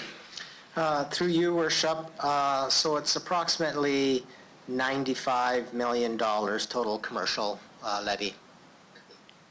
Okay, thank you. So a 25% reduction would be a massive revenue shortfall. So I don't think we can get around that one. The second question I have, Mr. Lacey, when we met during the briefing, administration had referenced some targeted tax relief.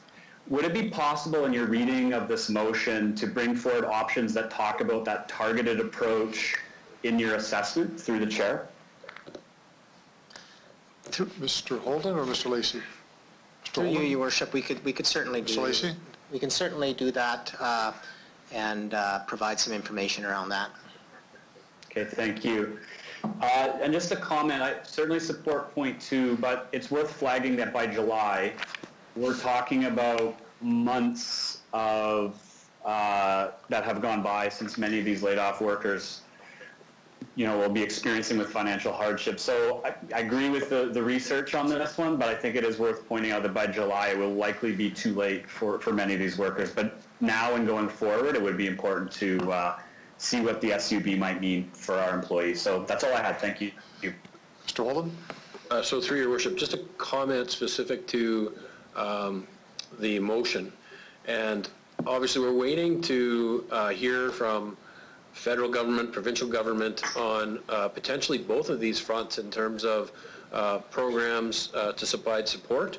But to Councillor Stevens' comment, I think we should, bring the municipal tax portion of this motion in July, but it probably makes sense to bring the union piece around supplemental benefits no later than the end of May. Okay. Councillor Massanetti, will you accept that amendment on as recommended by the administration? Perfect. Okay. Okay, next speaker is Councillor Bresciani. Thank you, Your Worship. Okay, so I guess the question I have is, I would agree, but is July not too late even for number 1, if you would compare, for the reduction in tax? Mr. Holden?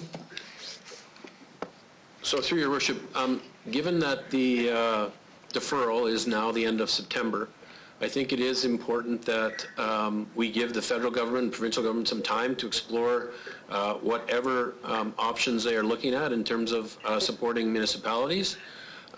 So July, I think, is a reasonable time frame for us to understand the landscape of what's happening across the country, as well as bring a proposal to council in plenty of time if there is going to be an opportunity to make some adjustment across the board or an adjustment to targeted reductions for those that are facing extreme hardship.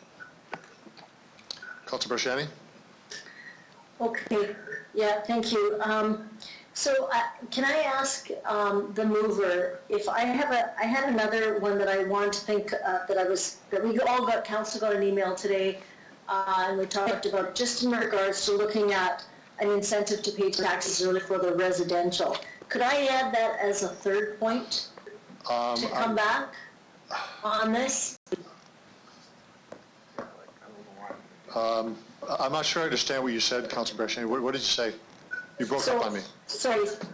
So as we're sorry about that. So as we're doing the research here, I'm asking that the mover would accept an opportunity. We all got an email this morning because it hasn't been out to the public we only got out yesterday, but we did all get an email asking that could there be an incentive for people to pay their taxes early for residential? So looking at an opportunity that, but I would like administration to at least bring back that information to say that, you know, if we did look at, we've extended to September, but if there are people that can pay June 30th, we offer an incentive.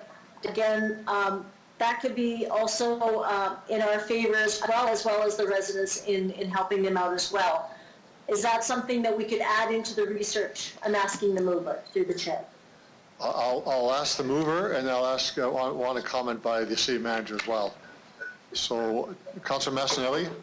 I have no problems with the friendly amendment. This is for information only. I will say that I don't necessarily agree with that viewpoint, just because of what we're going through, but I don't know all the repercussions of what I'm putting forth either. So this is purely for information right now. So all the information we can get is fine by me. Councilor Stevens as a second. Are you okay with that?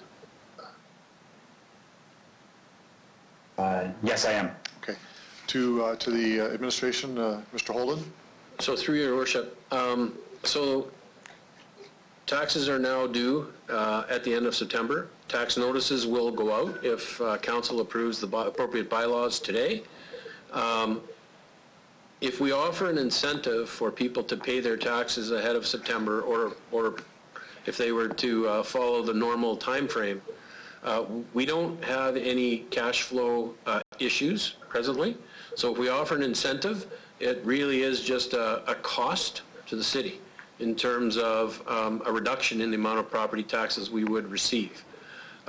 If we receive property taxes earlier than the end of September, obviously that does provide us some opportunity to receive interest. However, the interest rates are so low at the present time, I would assume that the incentive would outweigh the financial benefit. Councilor Brashani? Okay, so what you're saying through the chair is the timing, because of the fact that notices are going out after this is passed. Is that what you're saying, that this could not be done? Well, I don't know it have the impact we'd like it to have because of taxes are paid in September. So, Mr. Holden? So through your worship, I mean, it can be done. It's to what is the advantage that we are trying to achieve? Because as an organization, offering a incentive to pay your taxes is a reduction in your taxes. So there is no advantage to the city. It's just lost revenue for ourselves. Yeah, no, I know. Through the chair, I understand. I was just thinking that there are people that cannot, some that, I mean, are in financial hardship, but there all may be some people that say, listen, I can't pay early. But if you're saying that our cash flow we're fine with that, I'll leave it there then. That's fine. Thank you, Councilor Brashani. That's all I have. Okay, so it's not on. We'll move number 3 then. Councilor Flagel to the amendment. Thanks. I'm good with the amendment, and I believe that I think May is the right approach for the unions and businesses. Well, like Mr. Holden said, I would like to see what we can do and wait on what the feds might come up with or the province. But the other thing is that here's an opportunity again. We can wipe the slate clean of our deficit and feel really good about doing something for number 2 or possibly even doing something for number 3 and not be debt-ridden. We've got money sitting in reserves that are getting us next to nothing for interest rates. So why wouldn't we utilize the money? And I mean, maybe is there federal funding available for number 2? based on what we know today. I don't believe that municipal workers qualify, Councillor Flagel. That's part of the rub we have here. Everybody but municipal workers or crown corporations are not eligible. Right. Okay. So also it says on here, all laid off employees. Does that include student laid off, temporary laid off? Who are we talking about when they say laid off employees? Mr. Holden. So through your worship, there were a number of our casual staff that were laid off. There were a number of casual staff that will not receive recall. We will be recalling some of our casual staff, obviously, to deliver the programs. So that's, laid off employees are employees that were working and now are no longer working. And I think the unions would be looking for some type of support for those that potentially are not being recalled. And that's something that has come up across the country in terms of, the pandemic has impacted organizations across the country, their ability to bring back employees. Right. And that's where the wage subsidy of 75% of salaries for some of the employees is encouraging employers to bring employees back to employment. But as the mayor indicated, those programs are not eligible for municipalities or crown corporations, so we're not eligible. Okay. Is there any discussion with the feds or province to bring something forward for the municipality worker? Because we're not alone, obviously. I can speak to that, Councillor Flagel, with the Big City Mayor's Caucus, with SCM, with the federal government. There is discussion asking for that, but there's been no decision made. But there certainly other cities are asking for that. Yeah. Okay. Good. Yeah. No, I'm good to at least get some information back because we've got to look after our people because we've probably, I don't know how many of them are specialty trained or things like that we don't need to be spending more time when they do bring them back. It probably saves us time by bringing back the same person to do a job, but that we don't have to sit and train for 2 weeks and then just go back and do the job. So it pays us dividends to help these people out if it's feasible. Thanks. Thank you, Councillor Flagel. Councillor Young. Thank you. I am certainly in favor of number 2. The joint union request is about part of our team, and I'm sure that we all have concern about them being out of work. So my question is, do we have a supplemental unemployment benefit program now, or is it possible to have one? Mr. Lacey or Mr. Holden? Mr. Holden. So through your worship, we don't have a program right now. We do have some other benefit top-up programs. So maybe what I'll do is just have Ms. Folk speak further to that item. Ms. Folk?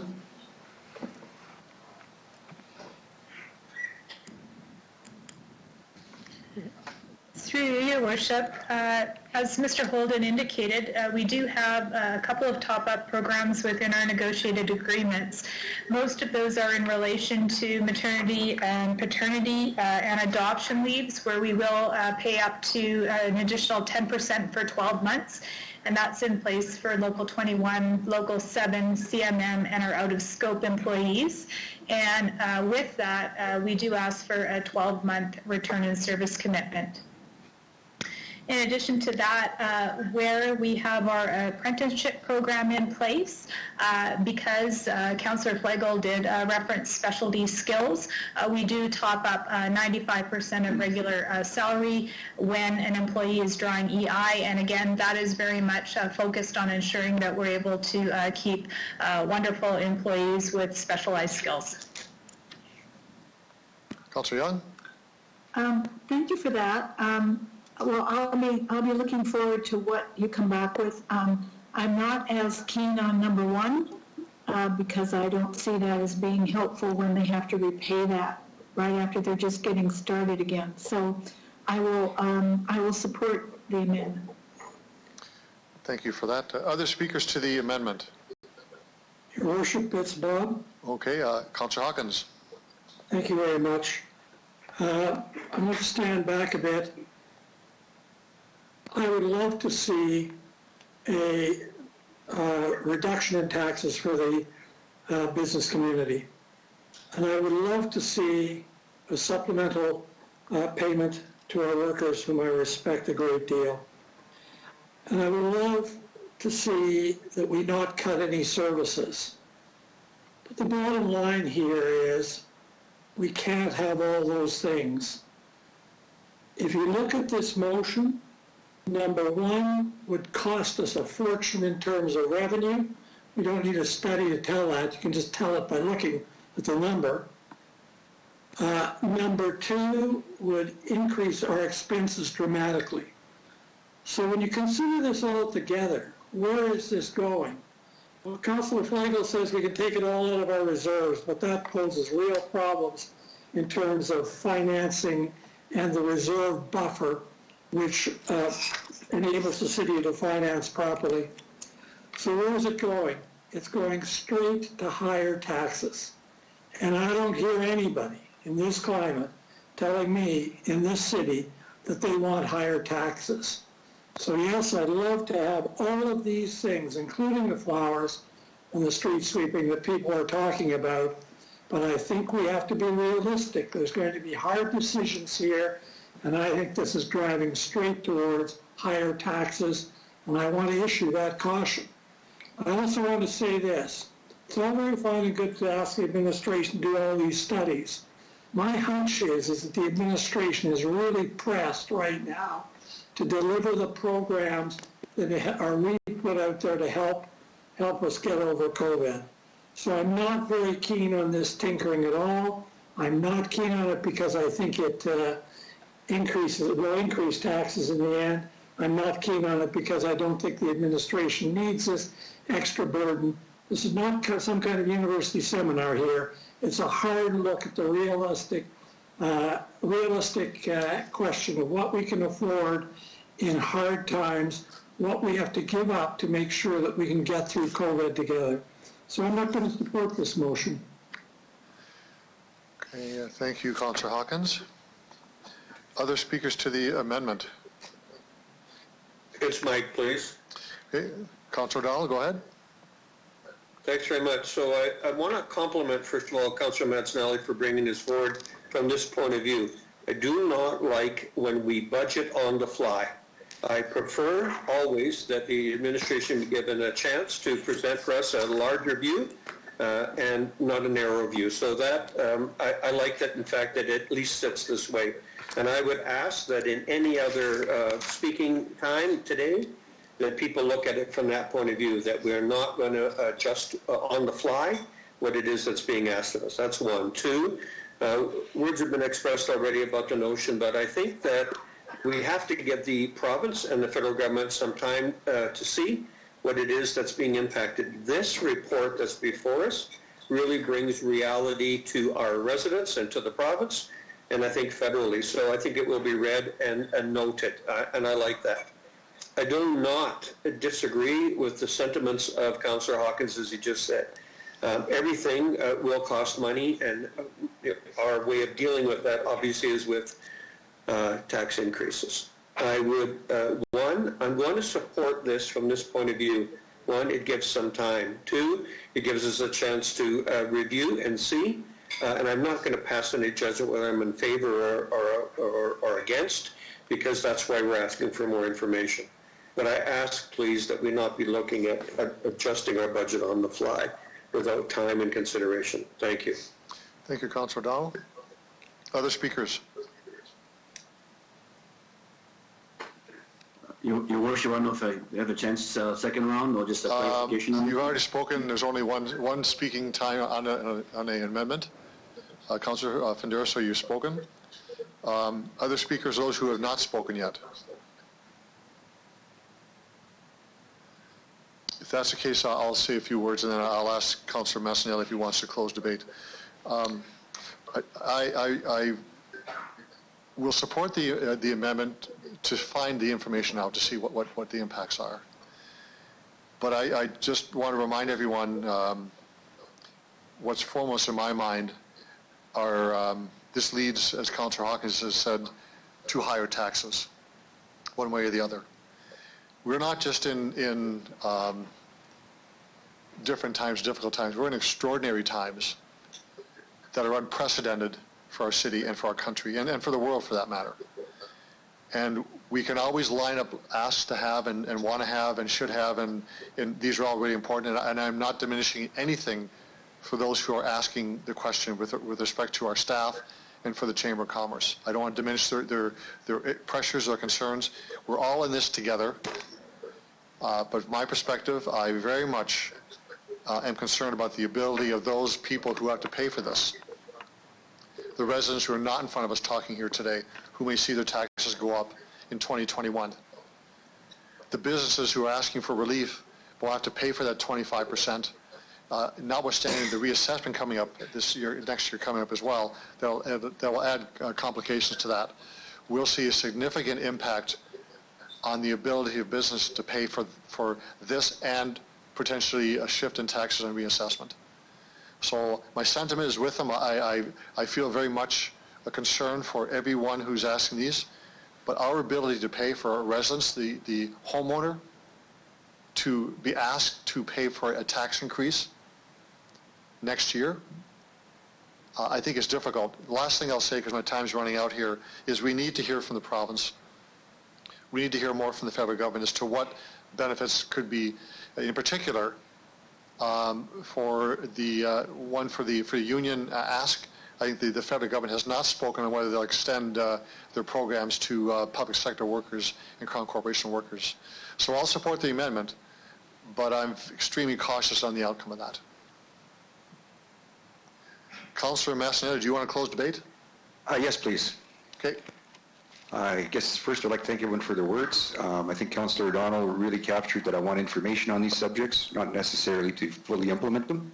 I just want to clear up a couple of things first about the amendments themselves. First and foremost, on point number 1, this isn't a forgiveness of taxes, this is a repayment. It's to be stretched out. Being a business owner, looking what's happening in business and trying to even look at a late repayment date and all that's going on, I think this tool might be necessary, so I'd like to know what it looks like and what the repercussions would be from looking at it. I'd like to thank Councillor Stevens for pointing out the date on point number 2 and really trying to look out for the employees so we can have all the information to try and make a decision on this as well. I guess lastly I'd like to point out that through the conversation today we've talked about spending reserves many times, and from my point of view on what we're doing, I think that as millions of dollars, the reserves sound like they're very full. But when you look at them as a percentage of the asset we're in control of, I find them to be dangerously low. I'm not in favor of spending out of reserves unless absolutely necessary, and to even put this forward, I can tell you I'm feeling it's necessary. Even our debt, which we might have to access with Riel, and looking forward to what we have coming our way with our water plant and everything else, we have a AAA rating. We've worked really hard. We have to make very careful, measured steps to come through that, and I don't want to seem like I'm trying to ram this through, but these are important times, and I want to look out for the business and the people in our city. Thank you. Thank you, Councillor Massanelli. You have closed debate, and I'm going to ask for the clerk to do a roll call on the vote. Mr. Clerk. Thank you, Your Worship. Councillor Mancinelli, as the mover of the motion, I will start with you. I'm for it. Councillor Flagel. Yes. Councillor O'Donnell. In favor. Councillor Bryce. Councillor Murray. Councillor Murray. Councillor Findura. In favor. Councillor Bresciani. In favor. Councillor Stevens. In favor. Councillor Hawkins. Opposed? Councillor Young. In favor. Mayor Fougere. I vote yes. The count was 8 in favor, 1 against, and 2 were not received from. Thank you. The motion passes. I have a list of speakers. Councillor Murray. Actually, Councillor Massanelli, do you have any further things you want to add? You have some time left on your allocation.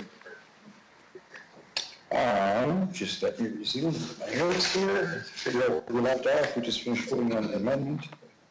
I guess I just wanted to say I appreciate all that has put forward. Hard decisions to make. No one wants to see services cut, but I endorse administration's viewpoints on what to do. Thank you. That's good. Thank you, Councillor Massanelli. Councillor Murray, you're next. Councillor Murray? My questions actually were asked, so I retracted my voice from the speaking list. Thanks. Okay. Councillor Bryce? Thank you. I just had a couple of questions about the delegation of emergency powers. So if I could just get what all that entails and how does that come back through council, or does it? I'll ask it of Mr. Holden. Mr. Holden. Thank you, Your Worship. I'll start and then I'll actually ask Mr. Weary to make some comment as well. Basically, there are powers that council cannot delegate, and of course those are the power to make and amend bylaws, power to adopt budget, power to borrow or lend money or guarantee loans, power to exempt or abate or defer taxes, the power to move capital monies to the operating budget or reserve. So those decisions would still come back to council. What this is asking is for delegation to the city manager for some of the authorities under the Regina admin bylaw. And as Mr. Lacey highlighted, with the delegation of those authorities, there is a requirement that in a very reasonable time frame, so as quick as possible, would communicate to council any decisions that I made. And then, of course, council has the ultimate authority, so they can either overturn or amend those decisions.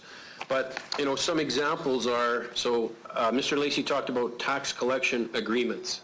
So we have agreements with the province, the school boards, and the GTH. So with the deferral of property taxes to the end of September, we have to negotiate agreements with those entities.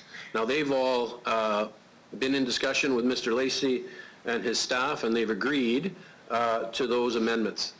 Those are contracts, for example, that would have to normally come back to council for approval. What we're saying is, given the unique circumstance of the pandemic, those should simply be delegated.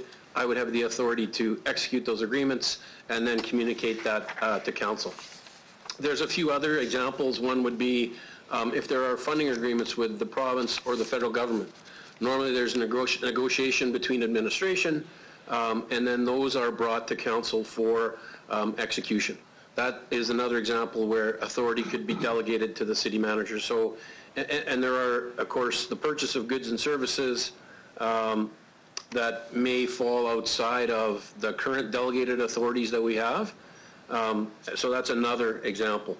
So it's really about just being able to be responsive in a fairly quick manner to continue the business of the city or enter into agreements that allow us to be responsive to serve the needs of the community. But I'll ask Mr. Wary if he has any additional comment.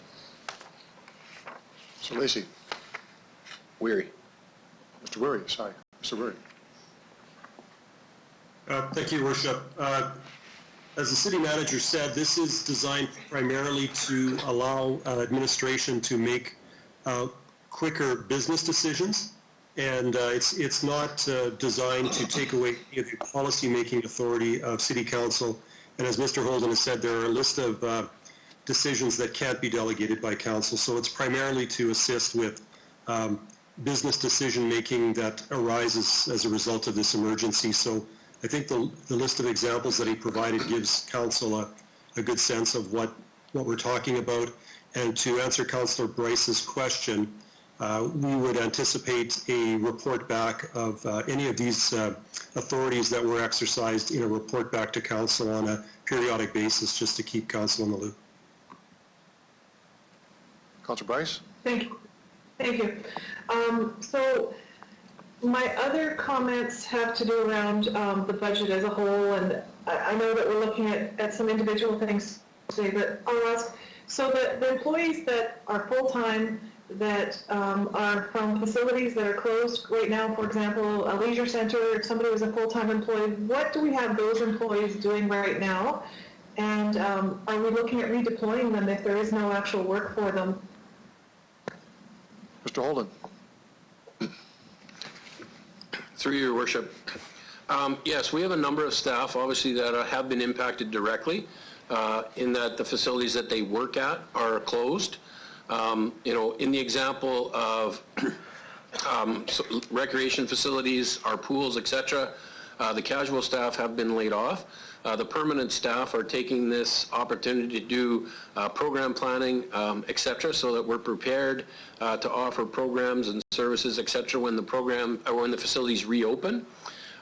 We are looking at opportunities for redeployment, but we will get to a point where if we don't have value-added opportunities for those individuals, then we would look at a conversation, obviously with the unions first, and with employees to look at what temporary layoffs would look like. But we're not there yet, because we still have those employees contributing to plan and make sure that we have programs in place for when our facilities reopen. Councilor Bryce? Thank you for that. I'm in agreement with Councillor Flagel as well. If there's ever a time to use a reserve as a rainy day fund, today it's raining. For the last number of weeks it's been raining. These are the times I think that we need to take a look and see how much we have in our rainy day accounts, which I think that was mentioned 32.5 million in one, there's a tax one for 14.1 and so on. So I don't want to see, we have residents here in Regina who are unemployed right now because of this. They may be losing their businesses. They have concerns about how they're going to be paying their property taxes. I think we need to do everything in our power to keep our taxes down, to keep everything so that it is affordable for people to live here and stay here, and that it's not a stress that they're losing sleep over. So I do want to see us use reserves, because this is the time that the reserves will put aside for. So if we need to use reserves for something, I would see us doing that rather than raising any taxes. And I am positive I know the answer to this, but we are looking into any funding federally that's available to assist either the residents of Regina or the city as a whole during this pandemic. Am I correct? Holden? Through your worship, absolutely. We are constantly reviewing the programs that have been made available both from the federal government and the provincial government, and any programs that we are eligible for, we will be applying for.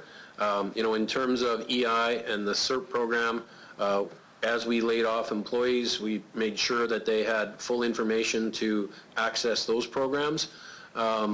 There are conversations with the mayors and administrations across the country to really see if there can't be support for municipal governments, and that is something that is gaining some traction in those conversations, because right now there are a number of support programs that are being offered to private business that are not being offered to municipal governments or crown corporations. Thank you. I'm glad to hear that. I do hope that we do continue with programs here in the city with redeployment. We are able to keep our employees deployed somewhere within our system, whether it be, and I know we talked today about parks, for example, and changing what we're doing for parks. There's an opportunity for, say, somebody who's downstairs at City Hall who normally collects fees for some sort, and they don't have, I can't remember the term that you use, gainful use for the city. If we can redeploy them to a park for beautification, I think that would be appropriate. If we're going to pay people anyways, I think we should be trying to keep them busy however we can, within the union contracts, of course. So I will leave my comments at that, but I do feel that we do need to keep it affordable and at any cost, whether it be using reserves to keep our taxes down so people aren't paying extra, because they're already stressing about where they're going to pay their next bill from. So thank you. Thank you, Councilor Bryce. Councilor O'Donnell?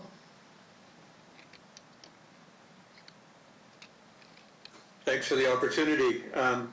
I'll start with a question first. I appreciated the conversation earlier about community gardens and the possibility, can I ask where the administration is at currently with golf? Mr. Holden. So through your worship, right now, the requirement to have golf courses closed is a condition of the medical health order. And I know there's a lot of pressure presently across a number of provinces to have golf courses reopened with a number of conditions. It's our position that we will make sure that we're going to maintain our golf courses, protect the asset, but also prepare the golf courses so that if there was a change in the medical health order, that we would then be in a position to activate and operationalize our golf courses in a very short period of time. But right now, that decision is not ours to open the golf courses. It now is resting with the province as a condition of the health order. Good, thanks for that very much. I want to ask a little bit about capital construction. First of all, I want to state that I'm really happy to see that we have significant capital construction planned and that will occur. I'm supportive of that. May I ask the administration, through you, Mr. Mayor, where we stand with how many of those projects would be taxed the PST that the province handles? Mr. Lacey. And maybe an amount if possible as well. Oh, Mr. Lacey. Through you, Your Worship, so those projects that we typically contract out for, we'd be paying PST on those services as well as any supplies that are used in our capital projects, regardless of whether or not it's our staff doing that capital work or contracted staff. So overall, the amount of PST that we pay on our capital projects over the last couple of years has ranged from between $6 million and $7.7 million. With the capital plan that we have for this year, we're estimating that the PST that we'll be paying in 2020 will be in the range of about $7.5 million. I appreciate that clarity and that background information. So, Mr. Mayor, a couple of comments. One, I very much appreciate the document that we're discussing today. I appreciate the tone and the breadth. I'm very appreciative of the fact the administration took a bigger picture view here, and I am prepared to support that today. As well with this document, Mr. Mayor, to you, I have a request. I think that this is an important document to put before the public. I think, though, it's also an important document to put before the Minister of Government Relations. Now, I would think that there would be other cities in Saskatchewan that are doing the same thing in a similar vein than we are. And perhaps through your organization of mayors provincially, you could collect all these documents and hand them to the minister so that she sees what we're all going through and the breadth of that. That's one. Two, I asked the question specifically on the PST because I believe that we need to, one, have an ask of the province. I think we've already made some asks of the province, the federal government, both through FCM and et cetera, through you as mayors. But I think the simplest thing to get our economy back going is to have the province take a holiday on PST, at least when it comes to municipal construction. That $7 million could go a long way in keep people back to work. So to you, Mr. Mayor, I ask, perhaps you can do something with your mayor friends about all of these documents and get them to the minister so she sees that. And my last comment is, I am one that does not wish to attack our reserves at this point in time. This is the start of this process, not the end of this process. And I think if we started going after reserves right now, we would leave ourselves short. Those are my comments. Thanks very much. Thank you, Councillor O'Donnell. Before I go to Councillor Maduro, just to make a comment related to speaking with City Mayor's Caucus. Once we have a new document which covers off the amendments that we've talked about, more than happy to provide that to, first of all, City Mayor's Caucus. Secondly, to the Minister of Government Relations to let them know the pain we're going through here and the opportunity they have to provide some help to us. PST on construction projects is one of them, but also perhaps a grant of some sort to help us as well. So point well taken. Are you finished, Councilor O'Donnell?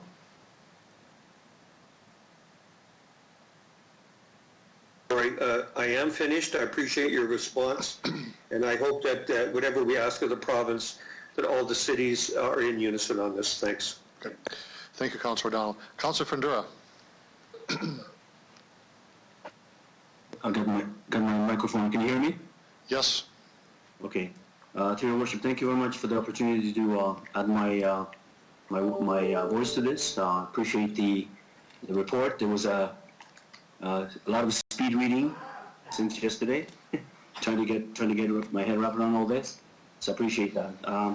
So the one comment, I do agree with a lot of things that's been happening here, and a lot of things have been said. I've seen administration took a lot of time and effort to figure out the best way to achieve the common goal here. So I agree with that. We've already changed a million some things and added a few things to it. With Real, I do agree that Real it's cities and citizens of Regina assets. I know that the challenges of the cash flow, I mean, that whole world for them collapsed. And they're coming to me that they'll be okay till the end of the year.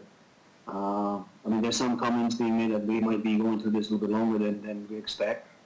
Is there a contingency plan for, let's say, if this doesn't go according to plan? But I'm just looking at the Real, because that's our city's assets. What's our future? I know it's looking at a crystal ball. What's our future looking at Real, looking at the assets there? Your worship? Mr. Holden? Through your worship, Mr. Lacey indicated that, Real itself, they are experiencing almost a complete slowdown in terms of their operations, so it has impacted their revenue. Obviously, when we come out the other side, and we will at some point, then obviously Real will move to drive, obviously, its business back to pre-pandemic levels. So we're working very closely with them. Mr. Lacey and I are meeting with Real weekly to have conversations and monitor and discuss, the financial challenges that they're facing. We're also having conversations between Real, the riders, and the city in terms of the overall impacts to, it was mentioned earlier, a cancellation of the CFL season and the loss of a Grey Cup. So it's really important that today is a point in time, a representation and presentation of how we as administration believe the best way to address the economic impact on our organization. If this continues, obviously then we will be back in front of council, and if the circumstances and situations change, we may have positive information in terms of supports that come from either the provincial or federal government, or we may have further impacts that require us to sit down, have a conversation. And I would say that reserves are not off the table, but they're not a part of the mix and the solution that we're proposing today. But that doesn't mean to say that, as we move forward and the situation changes and the facts change, that we won't be back in front of council with a different set of circumstances and differing recommendations. So, long answer to the question, we are working very closely with Real to make sure that our interests in terms of protecting the assets and ensuring that that facility is sustainable into the future is being monitored and discussed. Thank you, to your worship. I appreciate Mr. Holden's words on this, so I'm comfortable there. So thank you. And going forward, I do agree that I mentioned before that we need to work together to get out of this thing together. And so there's a lot of things are being made here that we've looked at, individuals, homeowners, businesses, that we're all in this together type of thing. So the word says we get through this together. So I like that process where we're going at, and I do appreciate the administration doing their due diligence and best to get this thing through here. They're looking after their employees, they're looking after citizens and all that, even everybody. And at the same time, yes, we have to balance our budget. We cannot run deficits or whatever. So that's one thing that makes it a little difficult on us. So one question to you, Your Worship, is on the open space service levels and all that. And there, in the report, it shows essential service, asset protection, and the normal service. So I'm looking at first one would be the pest control, and there was no discussion on it yet. So I think I'm the first one that mentioned about this pest control. And you have it in the report here that highlighted that asset protection is the level of service level to go to. Can I get a little bit of explanation on what that means? Especially considering the mosquito control and all the other things. To Your Worship. Mr. Holden? So through Your Worship, I will ask Ms. Harlock to have her or one of her staff speak to that. Ms. Harlock? Through you, Your Worship. Oops.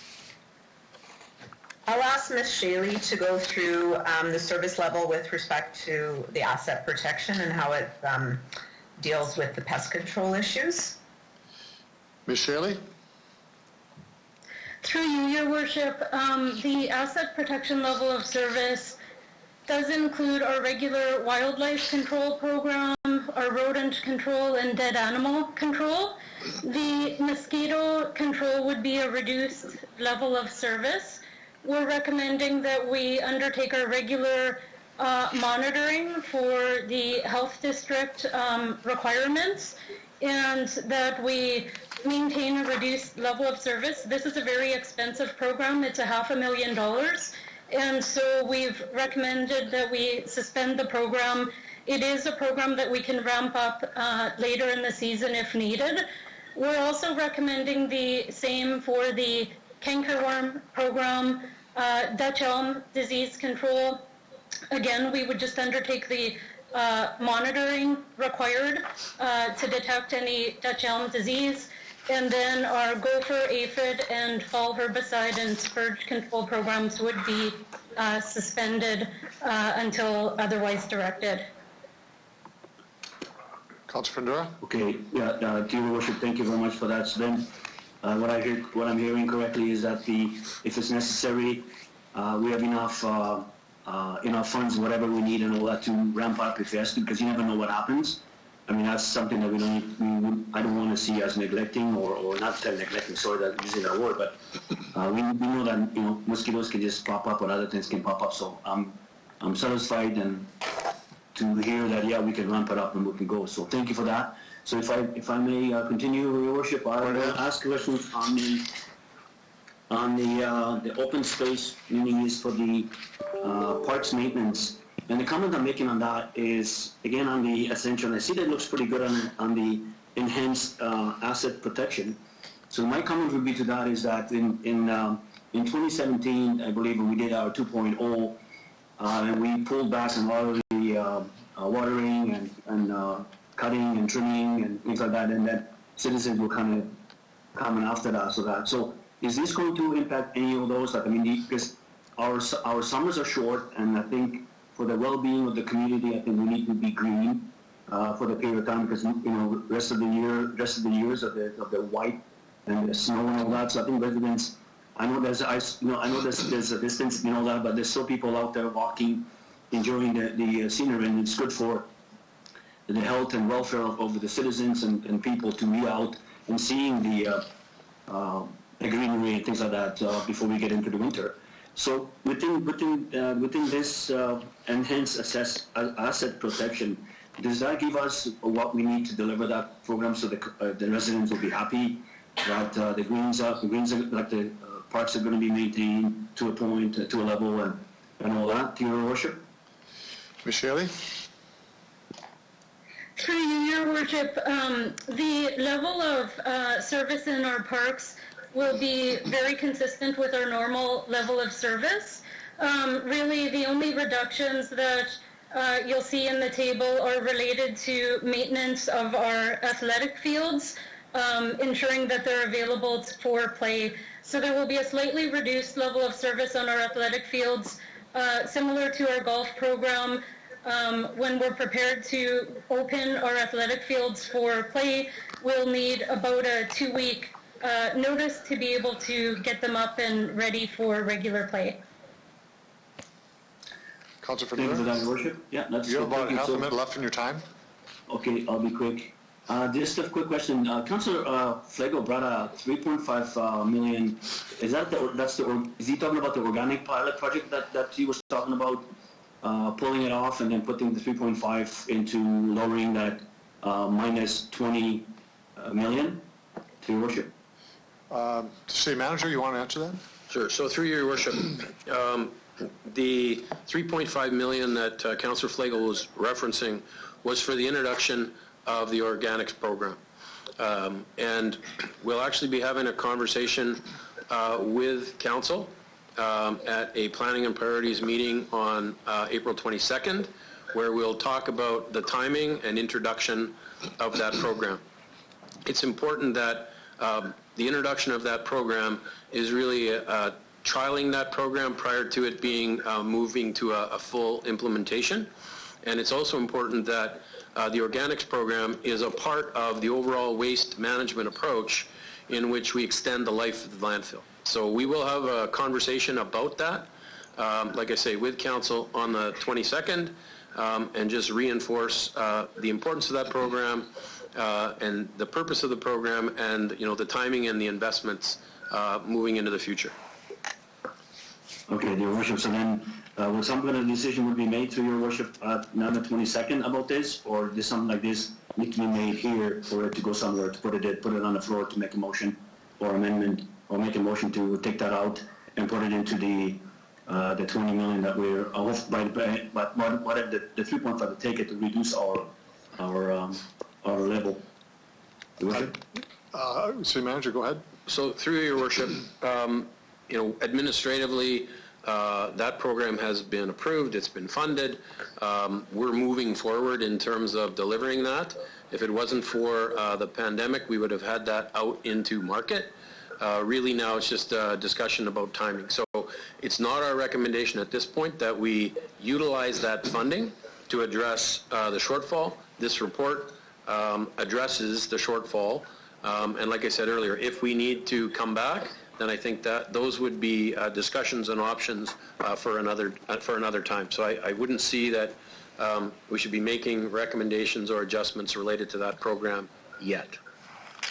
I agree. So I'm not making it on the fly. So I agree with that. So if I may, just your time is just about up, Councillor Flagel or Councillor Findura. Your time's almost up. Okay, so uses of reserves. I can see that it's raining. That I will see that, but at the same time we have to be careful.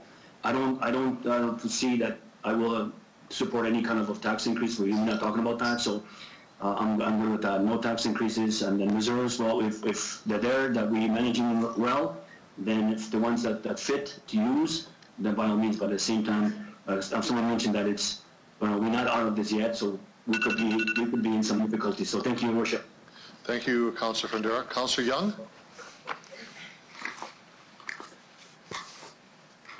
Your Worship, I have some questions about the residential road renewal program. I understand why those streets cannot be done this year, and one of the issues that's raised is that the water relining creates the need to go into private homes to set that up, and the other is that it's late in the season and it would take 2 years to finish a road, which would be a really inconvenient thing for the people in that area. My question is more to the big picture. This is a dedicated fund of about $18 million a year for residential roads that people contributed tax money to for 5 years in order to create the fund.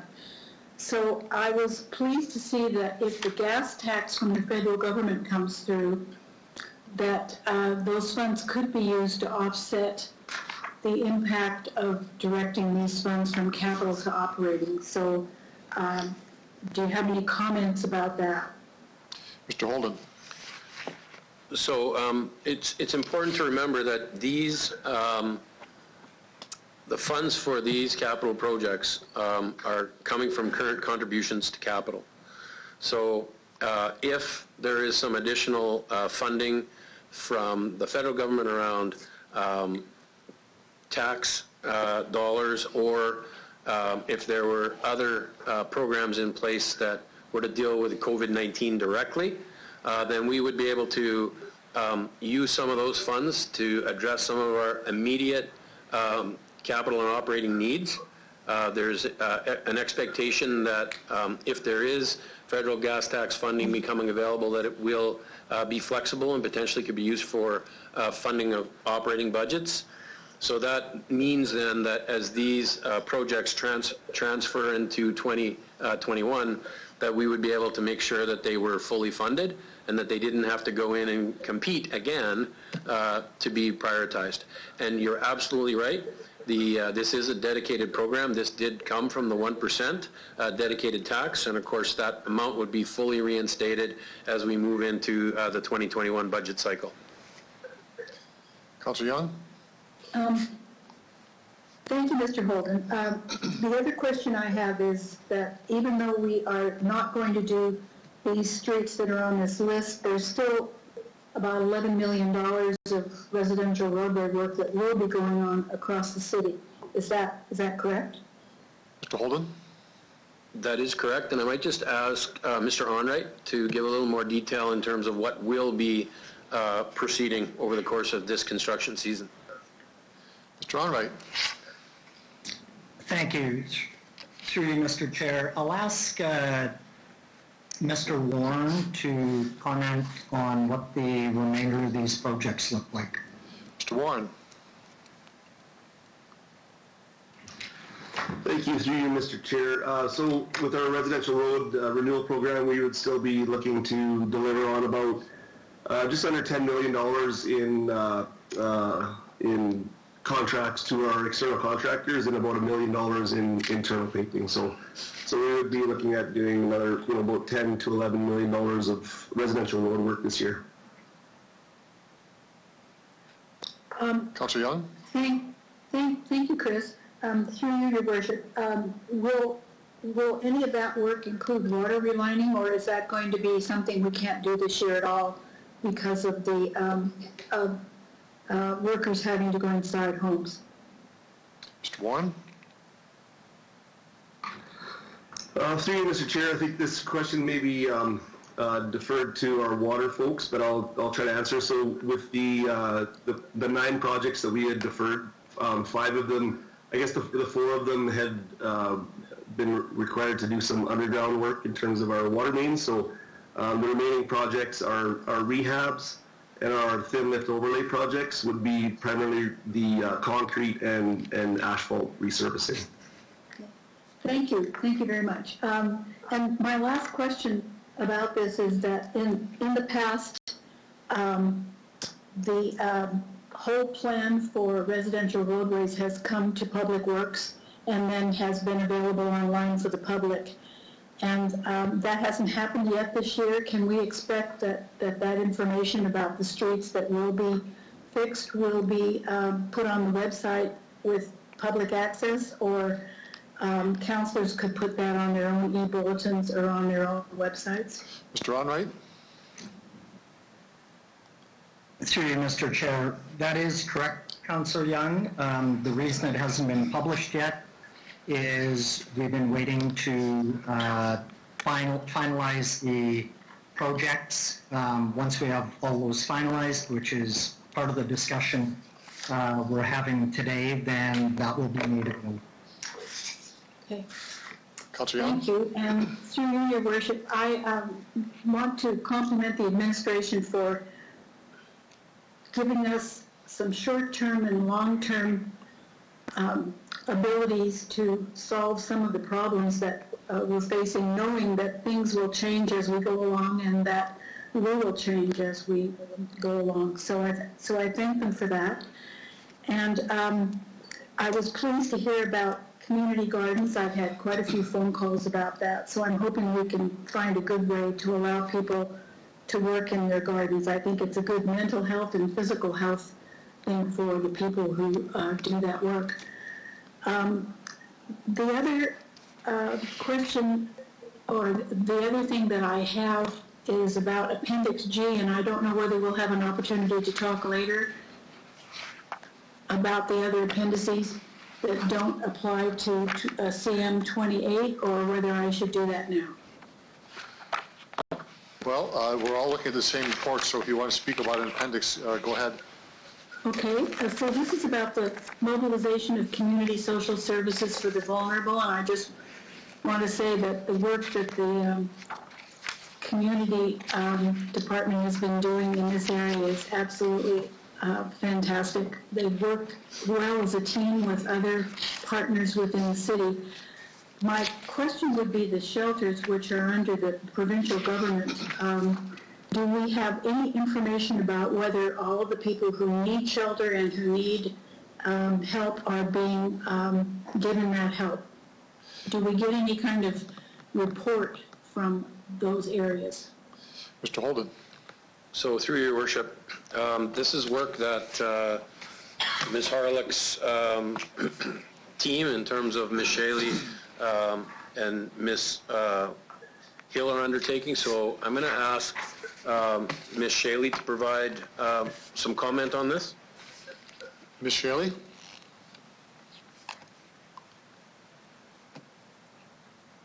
Through you, Your Worship, I'll actually ask Ms. Hill to comment. She's participating in regular conversations with our groups. Ms. Hill.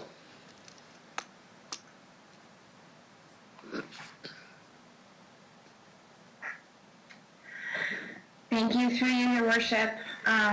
We have been in regular conversation with the Ministry of Social Services in weekly calls about the use of shelters and hotels for people who are needing isolation. The ministry has indicated that province-wide there have been 400 referrals to hotels, and so they believe that that process is working well. What we hear from shelters is that they're not clear that there are people who are going sort of within the hidden homeless right now due to concerns about needing to comply with isolation measures and so on. Thank you. Thank you, Your Worship. That's all. Thank you very much. Councillor Hawkins, you're last on the list.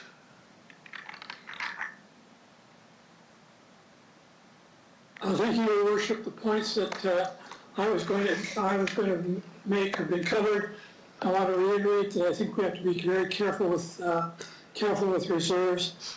I also want to say that I think we have to pay close attention that in adding in extra expenses or in incurring or subtracting extra revenues, we don't get into a situation where imposing taxes on our property taxpayers. This is a balancing act, and it seems to me that everybody has to make some sacrifices here. I appreciate the work of the administration as well. Thank you very much. Thank you, Councillor Hawkins. So I'll make a couple of comments, and then we'll go to our vote. First of all, I want to thank the administration for the report. We are in incredibly extraordinary times.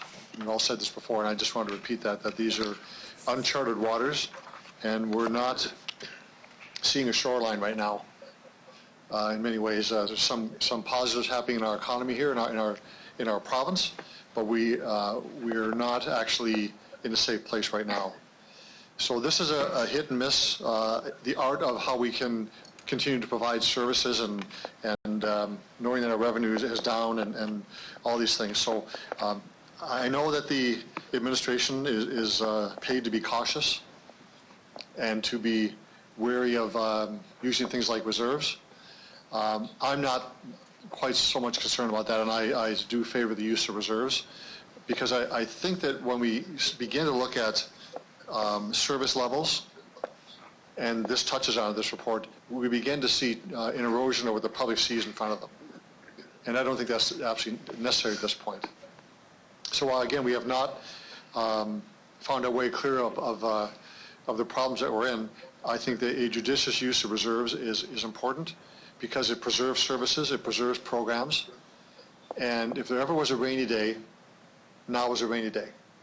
If there ever was a time of uncertainty and a time to use reserves as opposed to begin to think about leaning on taxpayers to recoup or to somehow sustain something, I think at this point is really, for me, problematic. So I would have rather seen the use of reserves more broadly in this wave. If we come back again, I'll be more strident that we do need to look at reserves. We have strong reserves, not incredibly strong reserves, but they're enough to, I think, sustain us over time. That being said, a couple of points I want to make related to gas tax. We've referenced that a few times, and certainly I know the city manager and the staff have been involved in the big city mayors caucus meetings and with federal ministers and mayors across the country. The formal ask that is being put forward to the federal government is a tripling of the gas tax. Whether we get that or not is another question. And again, the makeup or composition of that would be, we hope, both operating and capital. The argument that cities are making is not so much that the infrastructure side won't be done, the capital side is a problem. It's the operating side that's the issue. And that's been the sort of the bedrock of discussion, although there are other dimensions to the discussion as well. So how that comes out, we'll know, I hope, in the coming weeks, and that will have a direct impact on the framework we're deciding today.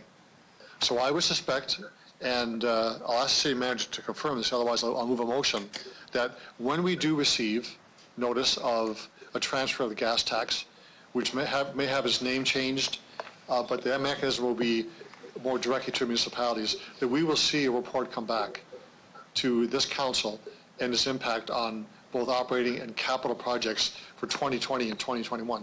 Mr. Holden? Through your worship, absolutely. We would welcome an influx of new revenue, and we would then, in a very timely manner, bring a full report to council in terms of what that impact would have on what we've presented and what new opportunities there would be with an increase in funding. Thank you for that. The SUMA has asked for, at least officially through the president, asking for a interest-free loan for cities, and I've mentioned I thought that was probably not the strongest position to take, and City Mayor's Caucus has said the same thing. More of a grant for operations would be good. I know there's several different items coming from SUMA and over to City Mayor's Caucus in the coming days. But just on behalf of this council, I felt it would be probably a strong position to take that we don't look for a loan for operating. It's really a difficult way to sustain that. So I wanted to make that point as well. Pleased to see we have a strong capital construction season coming up. $10 million for the residential rural renewal, I think, is quite important. Last point I'll make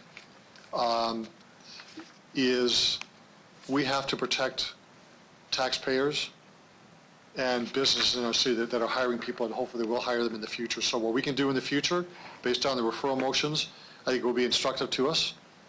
I'm not sure I agree with the composition of those, but certainly the idea of exploring assistance for businesses who are otherwise have closed their doors or have already closed their doors, those who can or can't pay their property taxes, we need to be mindful of them and be really up to speed on that. I don't favor anything coming back that's a targeted sense of relief to individuals or subgroups of businesses or labor. I just think it's either across the piece general tax relief, but not targeted. So I'll support the motion before us. It's a lot of good work being done. This is a lot of work done in a short period of time, and I think the amendments made by council has made this report even better. That's my comments, and now I believe, Councillor Berchan, did you move the motion? Councillor Stevens did. Councillor Stevens, you have 3 minutes to close debate if you'd like. No, thanks. Everything's been said. Okay. So I will ask the clerk to do roll call on report CM 20-8 as amended. Councillor Stevens, I'll begin with you as you move the motion. Support. Councillor Young, Approve. Councillor Hawkins, In favor? Councillor Bresciani, In favor. Councillor Findura, In favor? Councillor Murray, In favor. Councillor Bryce, In favor? Councillor O'Donnell, In favor? Councillor Mancinelli, Agree. Councillor Flagel, Councillor Flagel, Mayor Fougere. I vote in favor. That's 10 in favor and one we didn't hear from. It's passed. Thank you very much, everybody. That's passed. So move on to the 5 bylaws. I'd ask Councillor Hawkins to lead us through that, please.